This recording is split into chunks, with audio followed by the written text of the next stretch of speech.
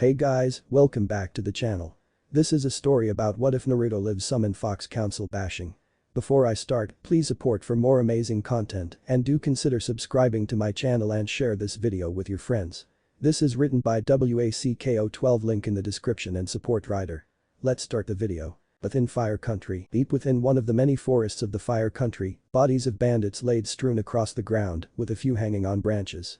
There weren't even twitching, all of them were dead, killed in different ways each. Sword slashes, broken necks along with other broken body parts, burned alive, drowned, slashed in multiple places or stabbed. These bodies were once missing nin who had originally tried to kill their target for the large bounty on the target's head. But instead they were the ones who were killed. The killer of these men, who was still fighting some remaining bandits, was a young man who looked like he was in his late teens or early 20s. He stood about 171 centimeters in height and had tanned skin with no signs of baby fat whatsoever, merely lean muscle. His hair was a short spiky red color, but a red-colored kitsune mask that had blue-colored designs covered his face, thus denying people the chance to see his true identity.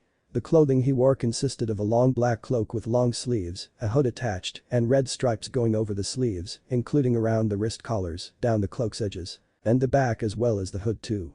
At the center of the cloak's back was a large red whirlpool symbol. Underneath that was a long-sleeved blue shirt and mesh shirt under the former.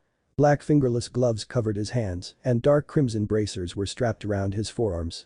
Over his legs were black pants, while he had blue sandals on his feet. In the man's right hand was a katana that instead of silver, had a red blade, which was attached to a black and red striped handle with a round black guard. The blood on the blade blended in easily with it every time the man struck someone down. As he struck down another one, the leader, a missing nin, decided to use ninjutsu instead of trying to charge in blindly. Acting quickly, the ninja formed several hand seals. Kaiten. Great Fireball Jutsu. And unleashed a large fireball straight towards the retied man. Said man did nothing as the fireball consumed him in an inferno of death. The missing nin watched the scene with relief as his attack burned the spot where the retied man stood. That was until he briefly saw something pass by him and then nothing but darkness. The kitsune masked man watched, left hand raised with a double-bladed edge ninjato in it and blood on it, as the missing nin's head fell off from its body towards the ground, followed by said body soon after. With all of them dead, the masked man cleaned the blood off of the ninjato, but not the red-bladed katana, before sealing them away and began making his way towards the border. But just as he made a turn, he paused and a second later thrust his left hand out with speed that a few could keep up. The hand grabbed something, and the kitsune man looked at it. He saw it was a bug, or to be more precise a kakachu, a unique insect used by a clan that the retied was familiar with. Looking at it for a few seconds, the masked man shifted his gaze to the left, his eyes concentrated on something that he could see. Then he looked back at the bug and with a simple movement, crushed the kakachu. Once done, retied released its remains and then disappeared from the area. Shino Aburam, a Jonin rank shinobi of Konohagakure, was staying perfectly still behind the tree he was using as a cover. While upset and angry of one of his bug's death, he knew that logically, he would be no match for the kitsune masked man due to the high chakra he was given off. Furthermore, the kakachu had not died in vain, because while the masked man was focused on that one, another of Shino's insects had managed to acquire some of the man's chakra to confirm his true identity. Even after 6 years and despite drastic changes to his person from what could be seen, the man's chakra remained the same, and Shino confirmed that the kitsune mask wearing man was indeed Naruto Uzumaki. In all honesty, Shino hadn't even expected to find Naruto. He had been returning from a mission given to him by his clan to check out a site where rare insects that could use chakra were spotted. The mission had been successful, and Shino began his journey back to Konoha with a jar of some of the insects. That is when he noticed several chakra signatures a mile or so away from the Aburam. Several of them were at least Chunin level, but one of them was far greater, near cage level if not greater. Not only that, but it was familiar too, while the weaker chakra signals were disappearing one by one. And so after sending several kakachu carrying a scroll for the Hokage, Shino rushed off to investigate, and he was indeed right in who it was. The large chakra had belonged to Naruto Uzumaki, a former genin of Konoha banished 6 years ago. After making sure that Naruto was gone, Shino headed back to Konoha to inform the Hokage that his suspicions were correct and that Naruto was still alive and heading towards Wind Country, most likely Sunagakure. He had contemplated about sending some of his insects to track Naruto, but the Aburam went against it. The reason was because it was clear that Naruto would easily detect them the moment they were near him. Thus Shino decided it would be wiser to inform the Hokage right away. Wind Country, Sunagakure. Within the center of the village known as Sunagakure, where the Kazukiyage's tower was, the Godin Kazukiyage, Gaara, was currently in his office. Normally, like almost every day, the young Kage would be sitting in his desk doing the bane of all Kage's paperwork. However, today Kami seemed to be on Gaara's side as there was little documents to look over and sign, so the Redeed managed to finish up early and was now spending time by sitting cross-legged on the floor with an infant, about a year old, in front of him. The infant, a boy to be precise, was almost an exact replica of Gaara, except instead of reddish-brown hair, the child had full brown hair, and while he had the young Kage's green eyes, he didn't have the black rings around his eyes that Gaara possessed, nor the kanji for love written in red on his forehead. The baby, wearing a light brown sleeping suit, was sitting upright on his bum, with a purple baby seat supporting him. The infant was happily playing with a number of toys around him, picking one up, playing with it, and then putting it down and moving on to the next. Now and then the infant would look up towards his father, in which Gaara would give a small smile, in return, causing his son to giggle happily and returning his attention on another toy. Gaara heard the door to his office open slightly before closing behind him. But he did not seem to mind, and neither the new occupant in the room, as he knew who it was. "You still haven't learned of knocking even after 6 years, huh, Naruto?" The revealed and unmasked person, Naruto, whose whiskers were now darker, just smirked at his fellow Jinchuriki and good friend. "I wouldn't be me if I did that now, would I?" Then he looked at the baby, who was staring back with a curious look in his eye and a chubby fist rubbing his nose. "Hi Gakuto-chan, how you've been?" Naruto asked kindly. The baby only gurgled before stretching his other arm out towards his father, his eyelids becoming heavy. "Hey, where's Kana-chan?" Naruto asked his friend, who was picking up his sleepy son from the floor. "She is back home with Mitsuri and your daughter, whom I'm sure is the reason for your arrival," Gaara said as he used his sand to put everything in his office back in place, while at the same time sealed up Gakuto's toys. Mitsuri wanted Kana to stay indoors, since she seems to be less anxious in seeing the rest of the village than Gakuto is. Naruto shrugged and followed Gaara out. "Well, if you're going home then I might as well follow you. I have to pick up Kaiko-chan and meet Yujin-san at Spring Country, since Una might be getting some unexpected guests in a few days," Naruto said as he followed the Kazekage out of his office. Gaara raised an eyebrow at that before narrowing, understanding the hidden message. "Someone from Konoha saw you." It was not a question. Naruto shrugged. "Yeah, I figured it would be better to head back here and pick up Kaiko-chan instead of just waiting for them to give up searching for me." Gaara said nothing at first as they exit the building and headed back towards the young Kazekage's house, where his wife, daughter and his friend's daughter would be waiting for them. While jumping through the roofs, Gaara looked back at Naruto. "You know you could accept my offer of giving you asylum, saying that you're staying here under my protection. Heck, why haven't the other nations or villages that you've saved done the same thing?" the Kazekage commented. Naruto shrugged. "Well, for one, I don't feel like being a burden to my friends, and two, giving me asylum would cause too much political problems with Konoha and most likely Fire Country if I accepted yours or the others' offers," Naruto answered. Gaara gave the Redeed a questionable look, blinked and said, "Since when has any of that stopped you?" He deadpanned. Naruto smirked at the comment. "True, but I didn't have someone precious to take care of during those times." Konoha, Hokage Mansion, Hokage Office. Tsunade listened to Shino as he finished his report. When she first read the scroll the Aburam had sent beforehand, she thought it was her bad luck again, only to find out it wasn't. It looked like Lady Luck was on her side this time, that is, depending if they could convince Naruto to come back. As she dismissed Shino, Tsunade's thoughts went back to how this whole mess had started. It had begun when Sasuke Uchiha, one of the two survivors of the Uchiha clan massacre, the other being his older brother and the perpetrator of said massacre, had deserted the village of Konoha. The reason? To join the rogue shinobi Orochimaru for power to kill his brother Itachi Uchiha after the Snake Sannin gave Sasuke a curse mark. He left the village at night and was escorted by 4 of Orochimaru's elite shinobi. In response, the Godame Hokage, Tsunade Senju, granddaughter and grandniece of the Shadame Hokage and Nidame Hokage respectfully, as well as one of the Sannin, trained under the Sandame Hokage Hiruzen Sarutobi, her teammates being Jiraiya and the rogue Nin Orochimaru, had sent out a team to retrieve Sasuke and bring him back. However, due to the lack of manpower within the village, thanks to an invasion a few months prior, all that Tsunade could send out was a team of genin, led by a newly minted Chunin to retrieve the Uchiha. One of the genins was Naruto Uzumaki, the Kyuubi Jinchuriki and one of Sasuke's teammates. The mission was a success, though 2 of the members were critically injured. They would live, however, after intense surgery and medical ninjutsu done by her, Shizune and several other Konoha medic nins. The team, with help from the Sand siblings, killed all 4 members of Orochimaru's elite guards, the Sound 4, along with the 5th member Kamimuro Kagaya, who succumbed to a disease he had according to Gaara. Naruto himself faced and defeated Sasuke Uchiha, bringing his unconscious teammate back to Konoha. But little did anyone know that would be Naruto's last time in the village. Since his birth and becoming the Jinchuriki of the Kyuubi, Naruto Uzumaki has been hated by the majority of the village and sometimes beaten too. The leaders of these beatings and other sorts were the members of the civilian council. This group consisted of wealthy merchants and other positions of power that were more interested in their desires than the village, such as making Naruto's life miserable. They also worshipped Sasuke Uchiha, keeping him on a pedestal in order to get on his good side and his clan's wealth. And with said boy injured by the one that they scorned for so long, they finally had a way of getting rid of the demon brat. Through careful planning and sneaking in a few documents into certain piles, they had managed to begin their plan. To explain more clearly, Tsunade Senju, the granddaughter and grandniece of the Shodaime Hokage and Nidaime Hokage respectively and the current Godaime Hokage, was focused more on healing the members of the retrieval team, particular Choji Akimichi and Niji Hyuga, the two being in critical condition, than all the others sent on the mission. Also, in order to calm her rattled nerves when doing these serious medical operations, she drank a lot of sake to keep going.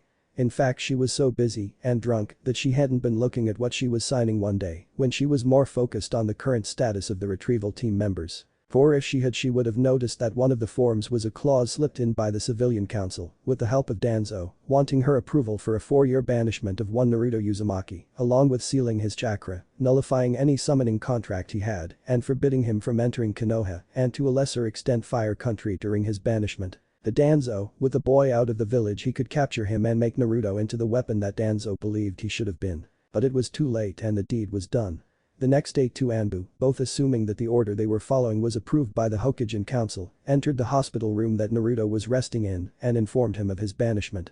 This news shocked Naruto, and it was then after anyone who saw him would say he looked like a broken man whose entire life was shattered in an instant. Though the only people who'd seen him after that were Zero, since his female teammate refused to meet with him since she blamed Naruto for Sasuke's condition. His sensei seemed to be more concerned with said Uchiha as well. The rest of his friends and loved ones were busy and unaware of his banishment and the fact that the Anbu had taken him to the prisoner wing of the hospital so he could finish recovering before they put the seals on him didn't help much. However, according to the Anbu, or former Anbu now courtesy of Tsunade, Naruto somehow had managed to leave the village before any other seal was placed, minus the seal that broke his contract with the Toads. After that he disappeared off the face of the map and even with Uraya's spy network couldn't find him. And since his contract with the Toads had been cancelled, they couldn't reverse summon him back to Konoha. Tsunade found out after finishing up her other business and when her former teammate Jiraiya appeared in her office with a rare angry look on his face when Gamabunta told him that Naruto's contract was cancelled. When the Toad Sage told her, followed by him scolding her for not looking at what she signed, the Godaime Hokage went ballistic in a form both of rage, guilt and grief that she was tricked into banishing someone that she had just recently held dear to her like a son almost. After calming down and demolishing the gate that Naruto had left through, along with everything else nearby that wasn't inhabited, Tsunade called a meeting of the council in order to find out who tricked her in doing this deed. After finding out the culprits, with them being either killed, imprisoned or removed from their positions on the council, Tsunade had to deal with two more problems besides finding Naruto. Akatsuki and dealing with a group of furious nations and villages, the latter which consisted of Spring Country, Wave Country, Tea Country, Wind Country, Sungakure, Takigakure and Yukigakure. All of these places and the people in them, especially the village leaders and daimyos, were greatly indebted to Naruto for saving them. They were also not pleased of how their hero was treated during his childhood and now his banishment, favoring over a boy who had tried to turn traitor just because he was the last of his clan. And while they still traded with them or have an alliance, due to politics stopping them from breaking all ties from Konoha and Fire Country completely, they were hardly friendly with the village founded by Hashirama Senju and Tsunade had a good feeling that they would secretly offer Naruto asylum if not so already. The former, Akatsuki, was more troubling than the latter. Jiraiya told her that it was a group of several S-rank missing nin. And seeing how two of their members were Itachi Uchiha and Kisame Hoshigaki, the latter being a former member of Kiri's Seven Swordsmen, and that her other former teammate, Orochimaru, used to be member, showed that this group was one not to be trifled with. Also from the little information the Toad Sage could uncover were that Akatsuki had an interest with the Bijuu, all 9 of them, for whatever reason or purpose was unknown. But anyone with an interest in the Bijuu was anything but good, especially if they were a criminal organization. Tsunade believed that this group and in turn finding Naruto were more important than worrying about a bunch of pissed off nations and villages. So for the past 6 years since that horrible day, Jiraiya has had his spy network looking up for any signs of Naruto's whereabouts. While he still sent information regarding anything else of importance to Konoha, anything concerning either Akatsuki or Naruto were sent directly to her, the contents only known to Tsunade, Jiraiya and Tsunade's assistant and senior student Shizune. Once the door to her office clicked shut, leaving just herself and Shizune, Tsunade let out a long sigh before speaking to the open air. "What do you think, Jiraiya?" Behind her, sitting on an open window was the Toad Sage and her former teammate Jiraiya. The man also had a frown on his face and was deep in thought before speaking. Well, Shino seemed pretty sure that this person was Naruto when he sensed the chakra. Abiram members aren't usually wrong when it comes to identifying chakra, similar to the Hyuga clan. Jiraiya said, feeling relieved that after 6 years of no news of his godson, that said boy was still alive. Then he added, got to admit that wearing a mask to hide his face was a pretty smart move of the Gaki, though the description of it rings a bell, but I can't remember where. The Toad Sage said. Tsunade-sama, what should we do? Shizune asked, finally speaking with the Hokage's pet pig, Taunton, letting out an oink, as if asking the same thing too. After thinking for a moment, Tsunade let out a sigh. According to Shino, Naruto appeared to have been heading towards Wind Country, most likely going towards Suna since Gaara is Kazekage, and those two are friends. The Hokage said before pulling out a scroll. We'll send a team there to see if the Gaki is staying at Suna and hopefully convince Naruto that it's safer in Konoha than anywhere else. Among all those that were angry over Naruto's banishment, Gaara was at the top of the list. A testament to that was that the young man almost killed the entire civilian council when he heard them saying some negative things about Naruto. Being a Jinchuriki himself, Gaara understood what Naruto went through and along with that was deeply indebted to the Uzumaki for helping him to get out of his original belief, namely killing everyone and acting like a psychotic killer. In fact, Gaara owed Naruto for everything and getting him to where he was now, as Kazekage of Sunagakure and a married man to boot. After telling Shizune to get Team 7, the young woman left the office, thus leaving 2 of the 3 Sannin as the only occupants in the room. Jiraiya looked towards his blonde female teammate. You know the chances of him wanting to return are slim. He said grimly. Tsunade sighed, knowing how true that was. I know Jiraiya, I know. But what choice do we have? If that group, Akatsuki, finds out where Naruto is, then they'll attack Suna twice as hard since Gaara is also one of their targets. Suna doesn't have enough manpower to repel them. Also, what's stopping Danzo from sending his root goons to get Naruto when, not if, he learns about this and whether or not he succeeds, we'll have a war against Suna because of his actions. The Hokage then leaned back on her chair, looked down at her desk, rubbing her forehead. We just have to pray that Naruto still has some love for the village to come back. And if he does, I'll announce his heritage to the villagers and shinobi to make his life easier. Minato and Kushina's enemies be damned. The Hokage finished. Speaking of shinobi, why did you decide to send Team 7? Jiraiya asked the Hokage. Well, I'm hoping that by sending his old team, one of them being his crush, it will convince Naruto to return back to the village willingly. Tsunade replied before adding, however, by the sound of your tone, you have your doubts about that. Well, normally that kind of thing could work, but concerning this certain team it's a different matter. Jiraiya said. Kakashi focused more on Sasuke than he did on Sakura and Naruto, with said Kunoichi being a fangirl despite your training and hit Naruto more than you did to me. Hell, I even heard that she blamed the Gaki for hurting the Uchiha before Naruto left the village 6 years ago. I mean, sure, you managed to change Sasuke's way of thinking and views towards Naruto, but that was after the Gaki left. And then there is Sai, the new member, whom I'm sure you've noticed that he screams rude all over. All in all, I think either Team 8, 9 or 10 would have been a better choice. Hell, sending Shizune or Iruka would be even better. Jiraiya stated. Tsunade sighed in annoyance since she knew what Jiraiya was saying. I know what you mean, but those teams are already out on missions, and by the time they return, Naruto might be in a different place now. And now that you mention it, Sai will most likely report this to Danzo, being one of his drones, and that seal on his tongue. I'm still looking into that, but it's a piece of work though. Jiraiya added. And that Warhawk will bring it up at the next meeting and will either try to push for the Gaki's return or worse him, and those other Coots will want to label him as a missing nin. Also, some of the members of those other teams saw Naruto as the fox due to the civilian council's actions of breaking Sensei's law until they were finally broken out of it. Tsunade finished. When Naruto was banished, that it inadvertently removed the Sandaime Hokage's law concerning Naruto's status as a Jinchuriki and revealing it to the younger generation. With that gone, the civilian council, along with several other civilians and shinobi that hated Naruto because of the fox, revealed to the younger generation of the Kyuubi. Because of that, said generation was now divided upon what they now thought about the former genin, and more importantly, it caused a rift between the dubbed Rookie 12 Naruto's old friends. On one side were the side that didn't believe the crap that the civilian council and other Naruto haters said and saw Naruto as a person and friend and not the fox. The first one was the lazy genius Shikamaru Nara, who had quickly put 2 and 2 together and didn't hate Naruto, thinking he was the fox. And following him was Choji, Shikamaru's best friend, who believed Shikamaru and was good friends with Naruto too when they were younger. The next was Tenten, who didn't see anything that screamed demonic or evil about Naruto, along with her boyfriend Neji Hyuga, who also owed Naruto for helping the Hyuga prodigy open his eyes. After that was Shino Abiram and Neji's cousin Hinata Hyuga. The former, like Shikamaru, figured it out quickly and found it illogical for Naruto to be a threat to anyone or to be even considered the Kyuubi in human form, since it was the same as saying an Aburam was a bug. Hinata refused to believe that her longtime crush was a demon, since she knew that someone as caring, protective and determined such as Naruto could ever be a walking mass of destruction and malice. The last person, surprisingly, was none other than Sasuke Uchiha, who after his return to Konoha and his discharge from the hospital, had a long private chat with both Tsunade and Jiraiya. They showed him the results of using Orochimaru's curse seal, the same seal said man had given to Sasuke, and what the seal did to the body. That was to discourage Sasuke from doing another stunt like that one again. What they did next was that Jiraiya and Tsunade revealed to Sasuke the truth behind the Uchiha massacre, which Jiraiya had learned from Sarutobi before the Sandaime Hokage's death, and every file on Naruto and the miserable life the boy had in the village. It was from these things that changed Sasuke from trying to leave the village to gain power to kill his brother Itachi, as well as regretful for his actions that caused Naruto's banishment. The other side unfortunately was the side that believed Naruto was the fox, despite what their parents said, with their reasons being stupid and shallow, until a year after the boy's banishment. Sakura and Ino were the worse, the both of them being Uchiha fangirls, and thus hated Naruto for the extreme injuries given to Sasuke. And Kiba hated Naruto because of the power he had, along with his defeat by said boy's hand and the fact that Hinata had a crush on Naruto too. Lee was somewhat on their side since he wanted Sakura's attention, but that caused a rift between him and his sensei Mito Guy, said Taijutsu master disappointed in his prized student's unyouthful decision. This caused several rifts within the teams of the Rookie 12.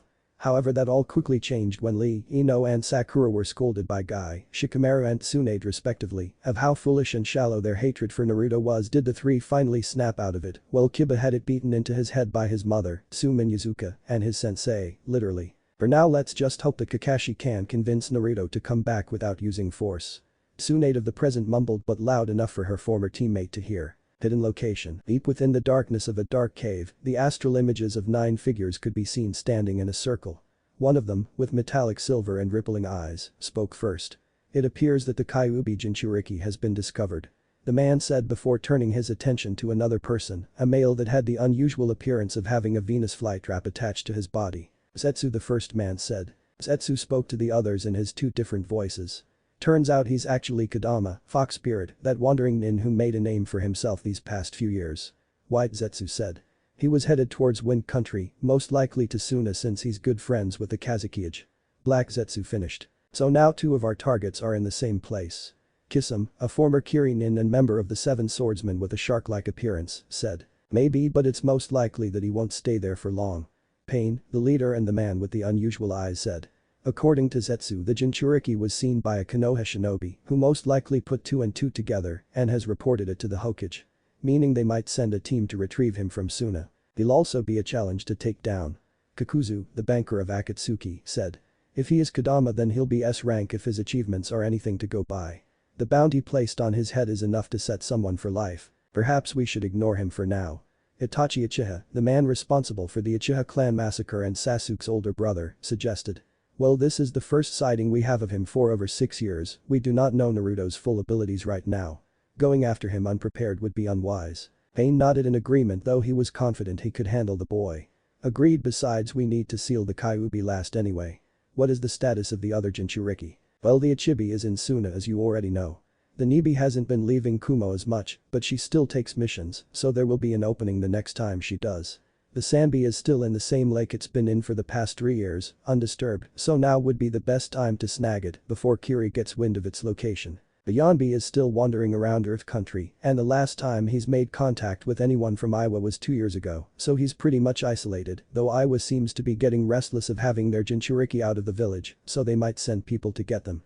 The Gobi is actually back in the village and by his own will from the looks of things. The Rikubi was traveling around Fire Country with a member of the Tsuchigumo clan a few months ago, but they were allowed to join Kiri again since the civil war was over and the Jinchuriki was given a full pardon by the Gaudium Mizukage. The Nanabi is currently in Takigakure, though she does take missions so we can wait for the next time she leaves the village. But she's also gained more control over her Bijuu and she can fly now too.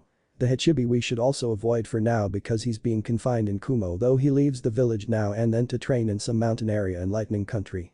Both sides of Zetsu said together. I see, Pain said before looking at the rest of the members of Akatsuki. We'll focus on the Sanbi since it's still in the wilderness and is alone. Sasori, that will be your assignment and afterwards you and Dodara will make your way towards Suna.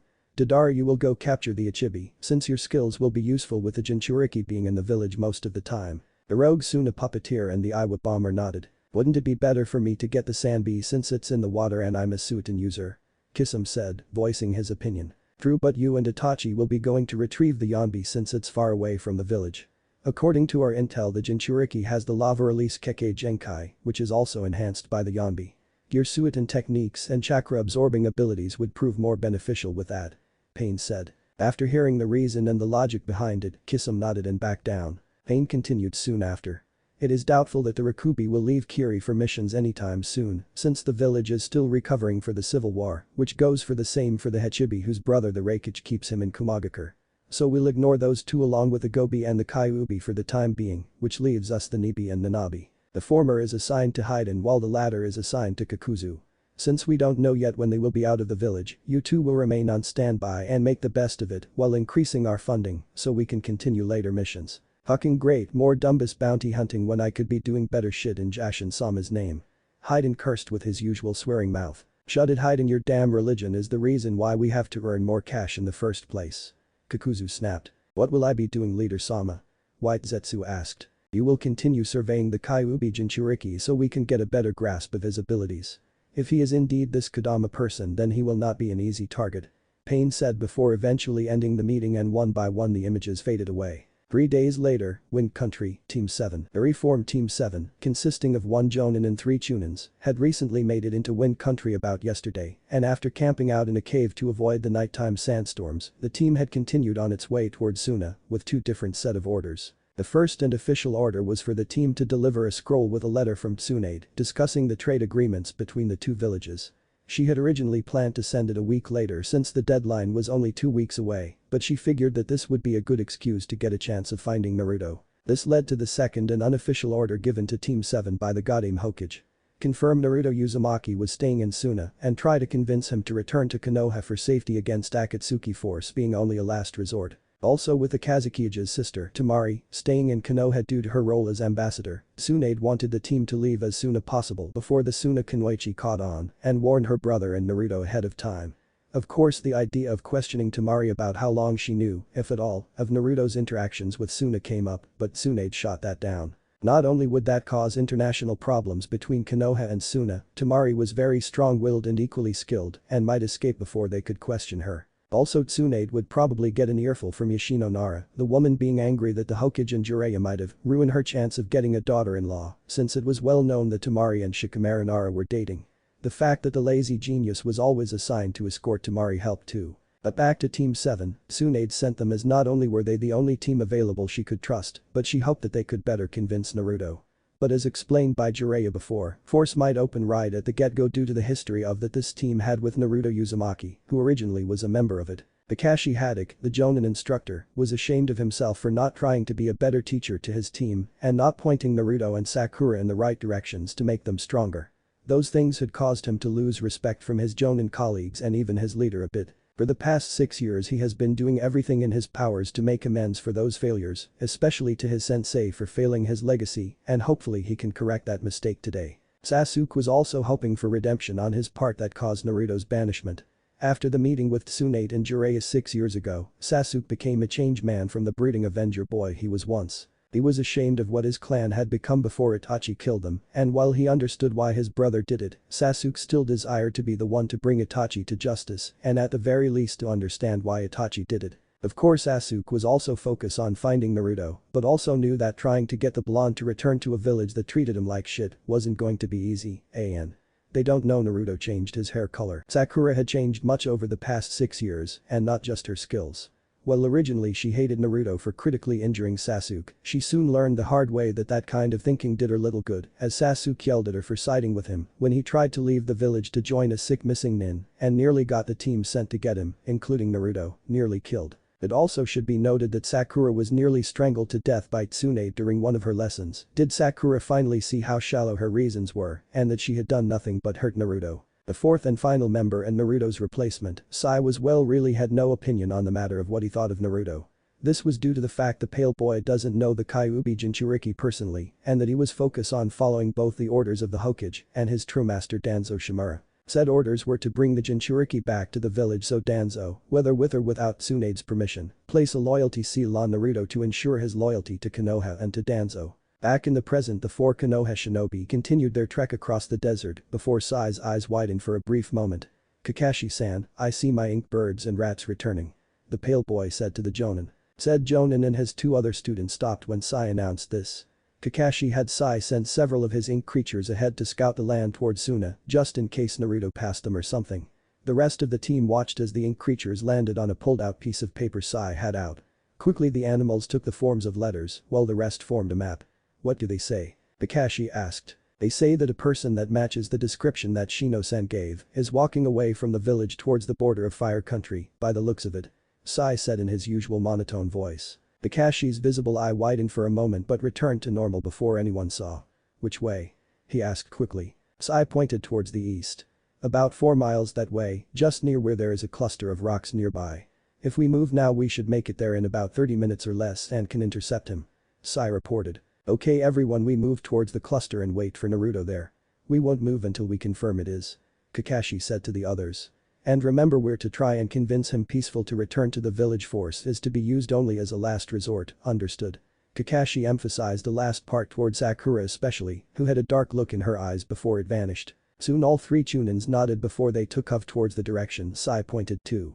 While they were running, Sasuke decided to bring up one fact. "You know, the chances of us even getting to agree to come back to the village are very low," Sasuke said. Kakashi didn't say anything to that, but merely nodded at the truth in those words. Sai however commented, "Doesn't matter if he agrees or not, duck butt. Our orders are to retrieve him no matter what," Sai said. The comment on the Uchiha's hair earned a glare from said boy and a lump on the head, courtesy of a certain pink hair girl and a sigh from the Jonin. With Naruto halted in his leisurely walk, being careful not to awaken the small sleeping bundle strapped to his back. His blue eyes narrowed. "Kurama," Naruto said to the Kyuubi that was sealed inside of him. "I sense it too," Kit the fox with 9 tails said, who had originally been asleep but now had one eye lazily open. "Several chakra signatures heading toward you. And 3 of them are familiar and the 4th one is unknown," Kurama added. "It has to be Konoha," Naruto thought to himself but also to Kurama. "The chakra signatures are a bit different but still familiar. The only people I can think of that the old hag would send after me would be." Naruto's eyes widened as he figured it out before they narrowed, followed by a low growl. Kurama, having already figured it out as well, chuckled darkly. "Looks like it's going to be a regular team reunion," the Kyuubi said dryly. Though he knew that Kurama was joking, Naruto also knew that he couldn't really escape using Mikado, his own space-time ninjutsu that he created from studying his father's Hiraishin. He had managed to acquire his father and mother's notes on the night he ran away from Konoha when he learned about his origins from the Kyuubi himself. Said Biju stated that he had no desire to have a weak container or being anyone's pawn, especially a certain Warhawk, due to the fact that he had none of his special double-edged bladed ninjato clothes enough to teleport them to, excluding the one he kept in Suna with Gaara's permission. But he couldn't go back there because even though Gaara could deny Konoha of giving them Naruto, the Uzumaki knew that it wouldn't stop his former village from trying to bring him back to Konoha for his safety. So Naruto figured that the best thing to do would be to stall his former teammates long enough for him to place one of his ninjato close enough for him to teleport to, but far enough so that he would have a good distance away from his pursuers. But that decision made Naruto bit his right thumb and then formed the hand signs before slamming it on the ground, saying, "Kuchius no Jutsu." And then a puff of smoke that reached Naruto's waist appeared. When it disappeared, in its place was a fox with a long tail and dark red fur with 2 yellow stripes that looked like lightning going of its body from its eyes to its tail. "Hello Naruto-sama, do you require my assistance?"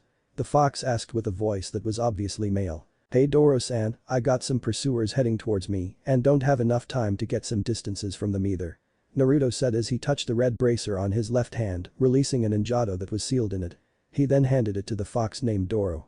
"I need you to take this and Kaiko-chan to the borders of Fire Country, which is a few miles away, while I distract them. Once you reach the border, send a pulse of chakra through this ninjato. That will alert me and I'll teleport right away." Naruto finished. "Understood Naruto-sama," Doro said as he used his tail to grab the weapon by its handle. Then Naruto carefully detached the baby carrier that held Kaiko before attaching it to Doro's body, making sure that the toddler was resting on the fox's back.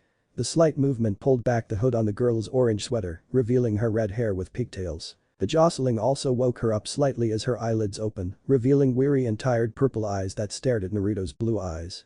"Daddy," she said tiredly, her eyelids slowly closing. Naruto just smiled at his 3-year-old daughter before rubbing a comforting hand over her red hair. Don't worry sweetie, daddy just needs to deal with some bad people. So you'll be riding Doro-san for a little bit, but daddy will be back soon. Naruto replied to the child, whom had already fallen back asleep. Giving a nod to the fox, Naruto watched as Doro sped off towards the border at a speed that would have made a certain green spandex-wearing shinobi and his mini-version jealous. As the fox sped off, Naruto let out a brief sigh, eyes closed, before they snapped back open instantly, a determined and hard glare now showing in his eyes as he prepared to deal with his former team. A couple of minutes later, Naruto was walking through the cluster of rocks that Sai had described around the same time. The Redeed had a calm look on his face as he walked through the cluster of rocks.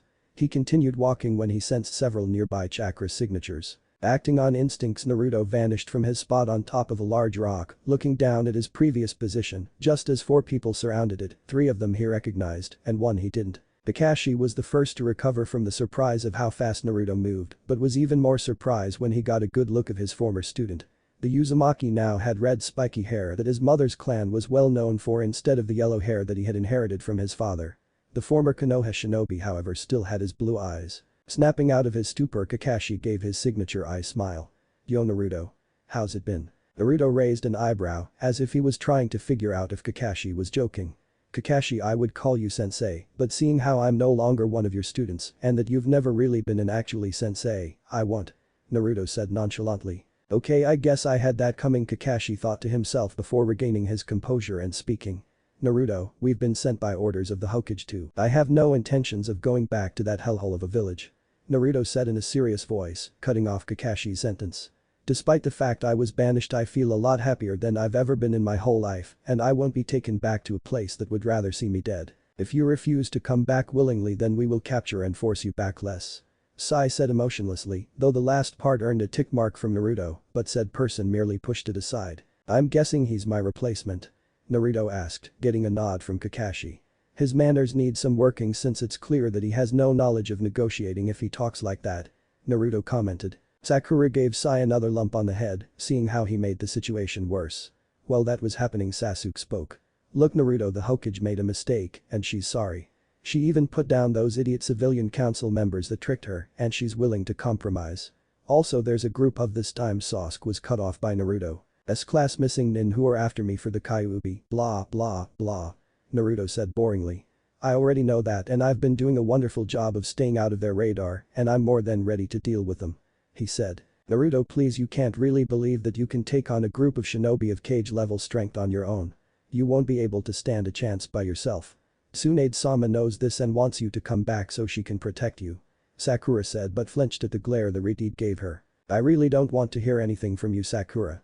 Especially not about helping me, seeing how many times you've countlessly hit me for petty to no reasons at all, just for being myself or trying to help you."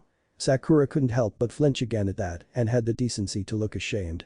"Now you all have one chance to get out of my sight and never bother me again. Or else I'll use more extreme methods." Kakashi sighed, seeing how this was not going the way he wanted it to go. "I guess there really isn't anything we can do to convince you," he said, not asked, as he pulled up his headband, revealing his Sharingan. Ignoring the roaring demands of Kurama to rip the cursed eye from Haddock's face, Naruto calmly replied, "No, there isn't." He finished before using his advanced Shunshin Zanzo, after image, disappearing into thin air, and then reappeared before Team 7, shocking them at the incredible speed the Redeed just showed. However, before they could react, Naruto raised both his hands and shouted, "Funryu Taiho. Jet Cannon," and fired a powerful blast of wind chakra from both of his palms, which he had thrust forward. The results were all 4 members of Team 7 being blasted backwards from the impact of the wind and sent them back a great distance. Kakashi was the first to recover, having done a flip in midair and landed on the ground. Sai and Sasuke skidded across the sandy ground, while Sakura, who had been in the center of the attack, had more trouble recovering and instead crashed into a nearby rock, causing a small crater in it from the impact. "Well, that was interesting," Kakashi said as he regained his breathing. Despite having been able to land easier than the others, Naruto's attack took a lot of air out of him, literally. "At least now we know that he's a wind user," the copycat shinobi commented. "Yeah, but that means lightning techniques won't work as well," Sasuke commented as he got up and had already pulled out his chakra blade Chikudo. "We don't even know the full extent of his abilities, so that makes things even more troublesome." Back in Konoha, a certain Nara sneezed. "What makes you think I'll give you times even to react?" Naruto asked as he began focusing wind chakra into his right pointer finger. "Kukiyubi. Air finger," and fired a large blast of wind in the shape of a bullet right towards the 2 Sharingan users. However, Kakashi's experience came in handy as he quickly countered it. Doten.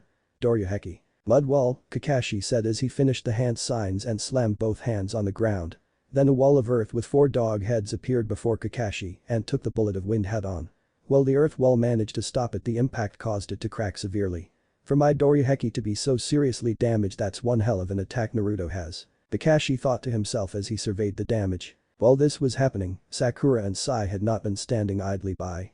Sai quickly took to the air on an ink bird, while Sakura had charged towards Naruto's right side with a large clump of rock in her hand. Using her chakra-enhanced strength, Sakura threw the rock towards Naruto. But in response, Naruto merely smacked the rock to the side with ease and a bored look on his face, as if he was unimpressed. However, Sakura used that brief moment to get closer to the Redeed, preparing to deliver a strong punch to the face to knock Naruto out. But instead of getting the results she hoped for, Sakura was shocked to see Naruto merely raise his left hand and emit a brief pulse of chakra that cancelled out the chakra in Sakura's fist, allowing Naruto to grab it with ease. Naruto smirked at the shocked and confused look on his former teammate's face. In the end, Sakura, all you're good is hitting with your fist, thus showing your uselessness. Naruto remarked dryly before grabbing Sakura's wrist and pulling the pink head closer towards her, and then delivered his own chakra-enhanced punch right into Sakura's stomach. This caused Haruno to keel over and cough out some blood. Suddenly Naruto's ninja senses went up and the Redeed turned to see Kakashi upon him, a suppression seal in his hand. Not to be overtaken by this, Naruto raised his right finger and fired another Kuki-Yubi, but this time instead of being large as the first one, this one was smaller, the actual size of a bullet, and a lot faster too. It quickly pierced Kakashi's right shoulder, surprising the Jonin at the sudden attack, and dropped the suppression seal. But before he could recover, Naruto threw Sakura right at Kakashi, sending both teacher and student flying backwards. Before he could relax, Naruto felt a shadow over him. Looking up, the Redeed saw Sai on his large ink bird release a dozen smaller ink birds with explosion tags attached to them, straight towards the Uzumaki. But Naruto remained undeterred as he formed hand seals. Futen. Yofu. Hawk wind, and then Naruto blew out some wind from his mouth while at the same time swiped his arms like wings and fired a large gust of wind in the shape of a hawk. The bird of wind made contact with the smaller ink birds, and suddenly the ink birds dispersed, while at the same time the explosive notes attached to them went off, causing a large explosion in the air. Taking advantage of Naruto's attention on Sai, Sasuke charged in. His Sharingan was active and sending lightning chakra into his Shakudo. The Uchiha's plan was to touch Naruto with his blade and send out a brief pulse of electricity through the Redeed's body, paralyzing him. At the same time, Sakura and Kakashi had managed to get themselves untangled and the former charged in on Naruto as well. But none of them expected what came next. Naruto shot out his arms toward Sakura and Sasuke, and extending from them were chakra chains, the same ones Naruto's mother, Kushina, could use. The chains moved at blinding speed before wrapping themselves around Sakura and Sasuke, with the latter losing his grip on his Shakudo. But both of them caught Naruto began swinging them around like flails, with Naruto striking Sasuke into the ground hard while swinging Sakura upwards right towards Sai, who hadn't even seen it coming. The Kunoichi medic slammed right into the artist boy, destroying his ink bird and sending both of them crashing into the ground. After receding the chains back into him, Naruto looked around for his former sensei, only for him to be nowhere to be found. If he's not coming from the front, behind, left, right or above, then that only leaves. Hopping out of the ground beneath Naruto were 2 hands that made a go for his Redeed's feet. But instead Naruto shouted, "Funryu Teijin." Jet step, and suddenly Naruto's feet release a powerful burst of wind chakra that sent Naruto high into the air. At the same time, Kakashi was hit dead on by the burst of wind chakra, and the Naruto was sure he heard a few of the Jonin's bones break. But it turned out to be naught when Kakashi suddenly dispersed from existence, revealing it to be a shadow clone, and not the real one. Naruto looked to his right and saw the real Kakashi leap towards him, a tanto in hand. However, when Kakashi swung the tanto at Naruto, lightning chakra infused with it, Naruto brought up his right bracer and sent chakra through it. Thus a chakra shield appeared from the bracer and blocked the sword strike. Naruto then followed it up with grabbing Kakashi's right shoulder, where the wound from Naruto's Kuki-Yubi still was. As it had yet to heal, the sudden pressure on the wound caused Kakashi to flinch and lower his guard, but gave Naruto an opening. "You're moving way too slow, Kakashi. Your age catching up to you?" Naruto asked mockingly. Then without warning Naruto shouted, "Funryu Kenju." Jet pistol, and plowed a wind chakra punch right into Kakashi's chest, breaking some bones for sure this time, as well as sending Kakashi plummeting to the ground. Naruto however landed gracefully on a large rock overlooking where Kakashi crashed. "Chidori Senbon." A voice shouted from behind Naruto. Said Redeed spun around to see Sasuke fire 100 or more lightning chakra senbon flying straight towards him. But Naruto reacted quickly while thinking, I'll have to use a technique from my bloodline element to counter this, since I can't use a higher level Futon technique to stop it. Naruto thought as he formed 3 hand seals that ended with the ram seal. Anyutan. Sekanetsu Satsue no Jutsu. Yin-Yang release. Red hot shot technique, and then Naruto fired a large ball of red energy surrounded by electricity from his mouth and was the same size as a Gakakyu no Jutsu, great fireball technique. The ball made contact with the flying Senbon, but merely knocked them to the side as it continued flying towards the still shocked Uchiha. It was only a few seconds before it made contact with him did Sasuke snap out of his stupor and performed a quick substitute with a nearby rock. When the ball struck the rock it exploded, not a loud explosion, but still pretty noisy and sending small debris of rock flying everywhere nearby the point of impact. Before Naruto could celebrate, several ink lions jumped up from all around him, getting ready to pounce on the Uzumaki. Acting quickly, Naruto sent chakra to both of his bracers, causing chakra blades to pop out the front of the bracers. Now armed, Naruto began slashing through the ink lions with ease, ignoring as some of the ink splashed onto his clothes. Back with Kakashi, the Jonin had been pulled out of the crater he had made by Sakura, who soon began running a diagnostic jutsu on her sensei. In front of them was Sai, standing guard and drawing 3 more ink lions. As Sakura began healing Kakashi as best she could, or until he could still fight, the silver-haired Jonin commented, "This is not going as well as I thought it would." Kakashi murmured, but loud enough for Sakura to hear. "I still can't believe how strong he is now. Naruto was never this strong 6 years ago." Sakura added as she healed the wound on Kakashi's shoulder, stopping the bleeding that had begun. "And those chakra chains were tough, I couldn't even break out of them." Yeah, Kakashi murmured, a faraway look in his eyes as he remembered another Uzumaki who used the same chakra chains. "Where's Sasuke?" the Jonin asked, getting out of memory lane. "But had just barely avoided some attack I've never seen before. I sent an ink clone to check on him while I'm having my ink lions distract less." Sai said without looking at Kakashi. "But I can't keep this up forever though, and my attacks aren't really doing much to tire him down. Knowing Naruto, he won't tire out so quickly." Kakashi said as he started to get up, Sakura already finishing healing the more serious and painful wounds. It still hurt a little for him to get up, but Kakashi knew that lying down wasn't something he could do. "We need to find a way to freeze his movements, and then I can place a chakra suppression seal on him," however Kakashi said, deep in thought. When he saw the curious looks on his 2 students he explained. "So far Naruto hasn't shown any signs of trying to finish us off. This could mean that he doesn't want to kill us because he may still care for us, or that he doesn't want to be put into Konoha's bingo book. Or it could mean that he's buying time to make an escape. The last one makes more sense since he made it clear before the fight that he doesn't want to cause a scene." The Jonin finished. "Do you think he already has an escape plan and is just waiting, Kakashi-sensei?" Sakura asked while Sai drew one more group of ink lions to attack Naruto. The Redeed didn't even look exhausted as he continued using his chakra blades to fight the lions, and now a recovered Sasuke. "Most likely, which means that we need to subdue him now before he escapes. We won't get another chance like this in a while," Kakashi said as he pulled out a kunai and charged in to join Sasuke, followed by Sakura and Sai. Naruto had just destroyed the last ink lion when Sasuke charged towards him. Deactivating his chakra blades, Naruto unsealed the red-bladed katana and parried Sasuke's shakudo before delivering a swift kick to the Uchiha's chest. But that didn't stop Sasuke, who recovered quickly before bringing down his shakudo again. However, Naruto managed to stop the strike with his own sword once more, but the Redeed glanced to see Sakura and Kakashi coming at him, the latter with a tanto in hand. Not wanting to be pinned down so the others could strike, Naruto managed to swiftly knock Sasuke off his feet before sending a strong kick to the stomach. This sent Sasuke skidding backwards with the air knocked out of him too. During the charge, Kakashi had seen Naruto draw the red sword and his eyes had widened as he recognized it. Impossible. That sword, it's Kushina's. But it should still be in the estate of Konoha. Those were the thoughts going through Kakashi's head. But the Jonin kept his composure as he prepared to get behind Naruto, hoping to knock him unconscious with a chop to the neck. Naruto saw Kakashi out of the corner of his eyes, as well as Sasuke, who had recovered, coming up from his left, while Sakura did a jump in the air and intended on attacking from above. Naruto was about to act when he felt something liquid grab his legs. Looking down, Naruto saw several ink snakes wrapping themselves around the Uzumaki's legs. They weren't holding him down indefinitely, but they were restricting his movement severely. Still, Naruto had been in these kinds of situations before and knew how to act accordingly in both freeing himself of the snakes and knocking his former teammates off their feet. Clapping his hands, Naruto shouted, "Futon. Tatsumaki no Hashira." Tornado pillar, and right away a pillar of fast-spinning wind popped from the ground, surrounding Naruto. While it dispersed the ink snakes, a few seconds later the tornado expanded and struck Kakashi, Sasuke and Sakura all at the same time. The spinning wind must have been sharp as the three members of Team 7 had several cuts on their bodies, with only a few being deep enough to cause bleeding. Just as the tornado dispersed, Naruto felt a sudden spike in his chakra. Doro had finally reached his destination and planted the ninjato as ordered.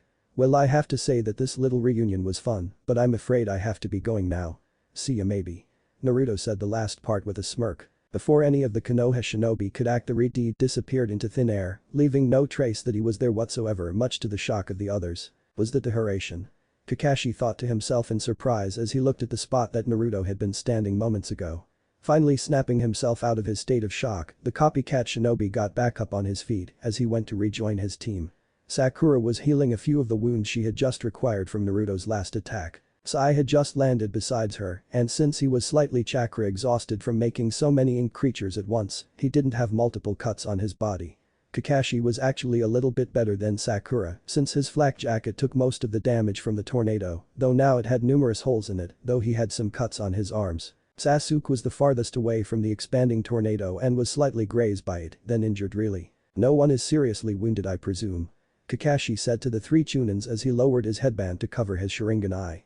He winced though, since the bones that were broken by Naruto's Furyuken hadn't been fully healed. My wounds aren't too bad that I can't move properly.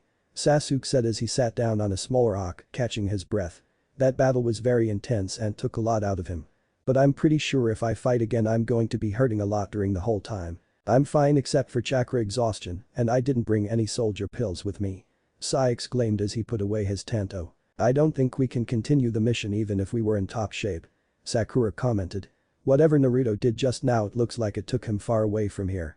She added. Sakura's right, Kakashi said as he looked around for some hopeful signs of Naruto, but of course found none. It looked like he used some kind of technique similar to my sensei's Hiraishin. He's probably gotten a good distance away from us too, and it'd be impossible for us to track him since we don't know which direction he teleported to. Before we caught up to him it looked like he was going north through Fire Country. Sasuke said while Sakura began healing his wounds. He won't stay in Fire Country for long, not with Konoha knowing that he's still alive. Kakashi said as he pulled out a scroll and began writing in it. His plan was to send Pakken ahead of them to inform Tsunade of what had just transpired. With their wounds and low chakra, it would take Team 7 a while longer to get back to the village. The only place north that Naruto would go to is Spring Country since he's good friends with Koyuki-sama. Kakashi added as he finished writing. Once he was done with the scroll he took some blood from a wound and performed a quick set of hand seals. Slamming his hand on the ground he said, Kuchius no Jutsu. And followed by a small puff of smoke appeared a small puppy with a Konoha headband on his person. Yo, Pakken said before he got a good look at Kakashi. Whoa Kakashi, the hell happened to you? You look like you came back from a date gone wrong. The dog Nin exclaimed. Is that what I really look like at those times? Kakashi asked himself, a sweat drop appearing in response towards Pakken's description. But he soon shook it off as he handed the dog Nin a scroll. We just had a confrontation with Naruto. Didn't you say that the Hokage wanted you guys to negotiate with him? Pakken asked, interrupting Kakashi's explanation. Yes, but we weren't able to convince and forced to try and detain him. Kakashi said, an annoyed tone in his voice. That was a sign to Pakken to shut up and let Kakashi finish speaking. This scroll has the info of what happened, along with which way we believe Naruto went and the location.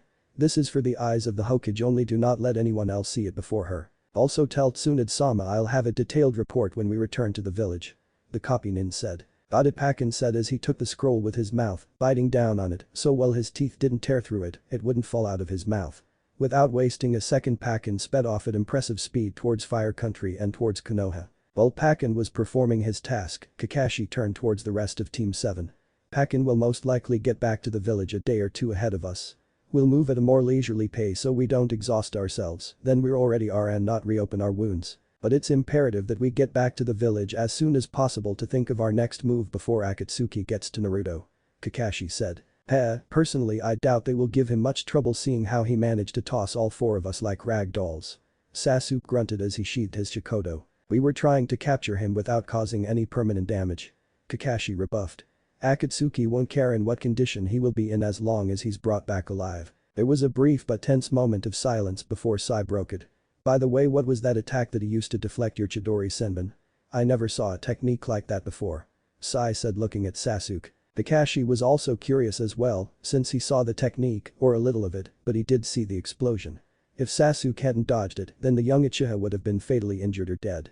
I was wondering the same thing, Sasuke. The technique looked like a Kaiten technique. The copycat said. I had thought so too, but it wasn't since I didn't see any fire chakra in it. Sasuke said as he got up. He looked towards the crater formed by the attack's explosion, internally glad he had dodged it.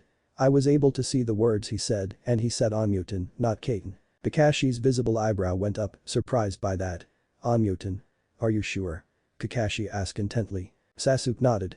Yeah, it might be a Kekkei Genkai or something. The Uchiha suggested. To be honest Sasuke, I hope you're wrong and just heard it incorrectly. Kakashi said quietly, but enough for the rest of his team to hear. Because if it is, then I think things got just a hell of a lot harder. Done. Konoha, Hokage's office, 3 days after Team 7's battle with Naruto. An annoyed Tsunade slammed the door to her office hard, nearly knocking them off their hinges, a sign she was angry.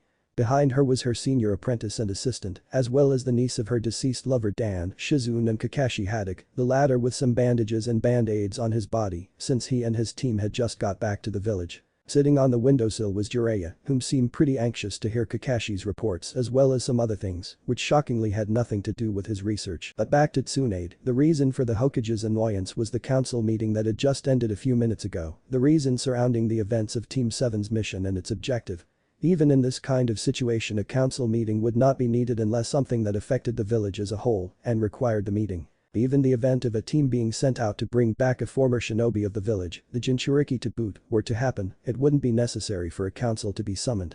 The reason being that all missions are given to by the Hokage, who is the only person whom can know about the mission's parameter and its results, and did not need to be known to the council. None of that mattered in this case, for the reason was because that Danzo, after learning from Sai about the results of the mission, summoned a council meeting. Though the Hokage herself could only do such a thing if the topic was, as said before, of importance concern to the village, then another member of the council could call a meeting. In this case was the growing fear that Naruto might want to exact revenge towards the village. Danzo had hoped that by playing on their fears of Naruto, the civilian council and maybe some members of the shinobi council would force Tsunade to label Naruto as a missing nin, or the very least, making his retrieval back to the village as a primary focus where Danzo could secretly enforce loyalty onto the boy. Kakashi was also there since as team leader, it was his job to report what happened during the mission. However, that did not turn out to be the case.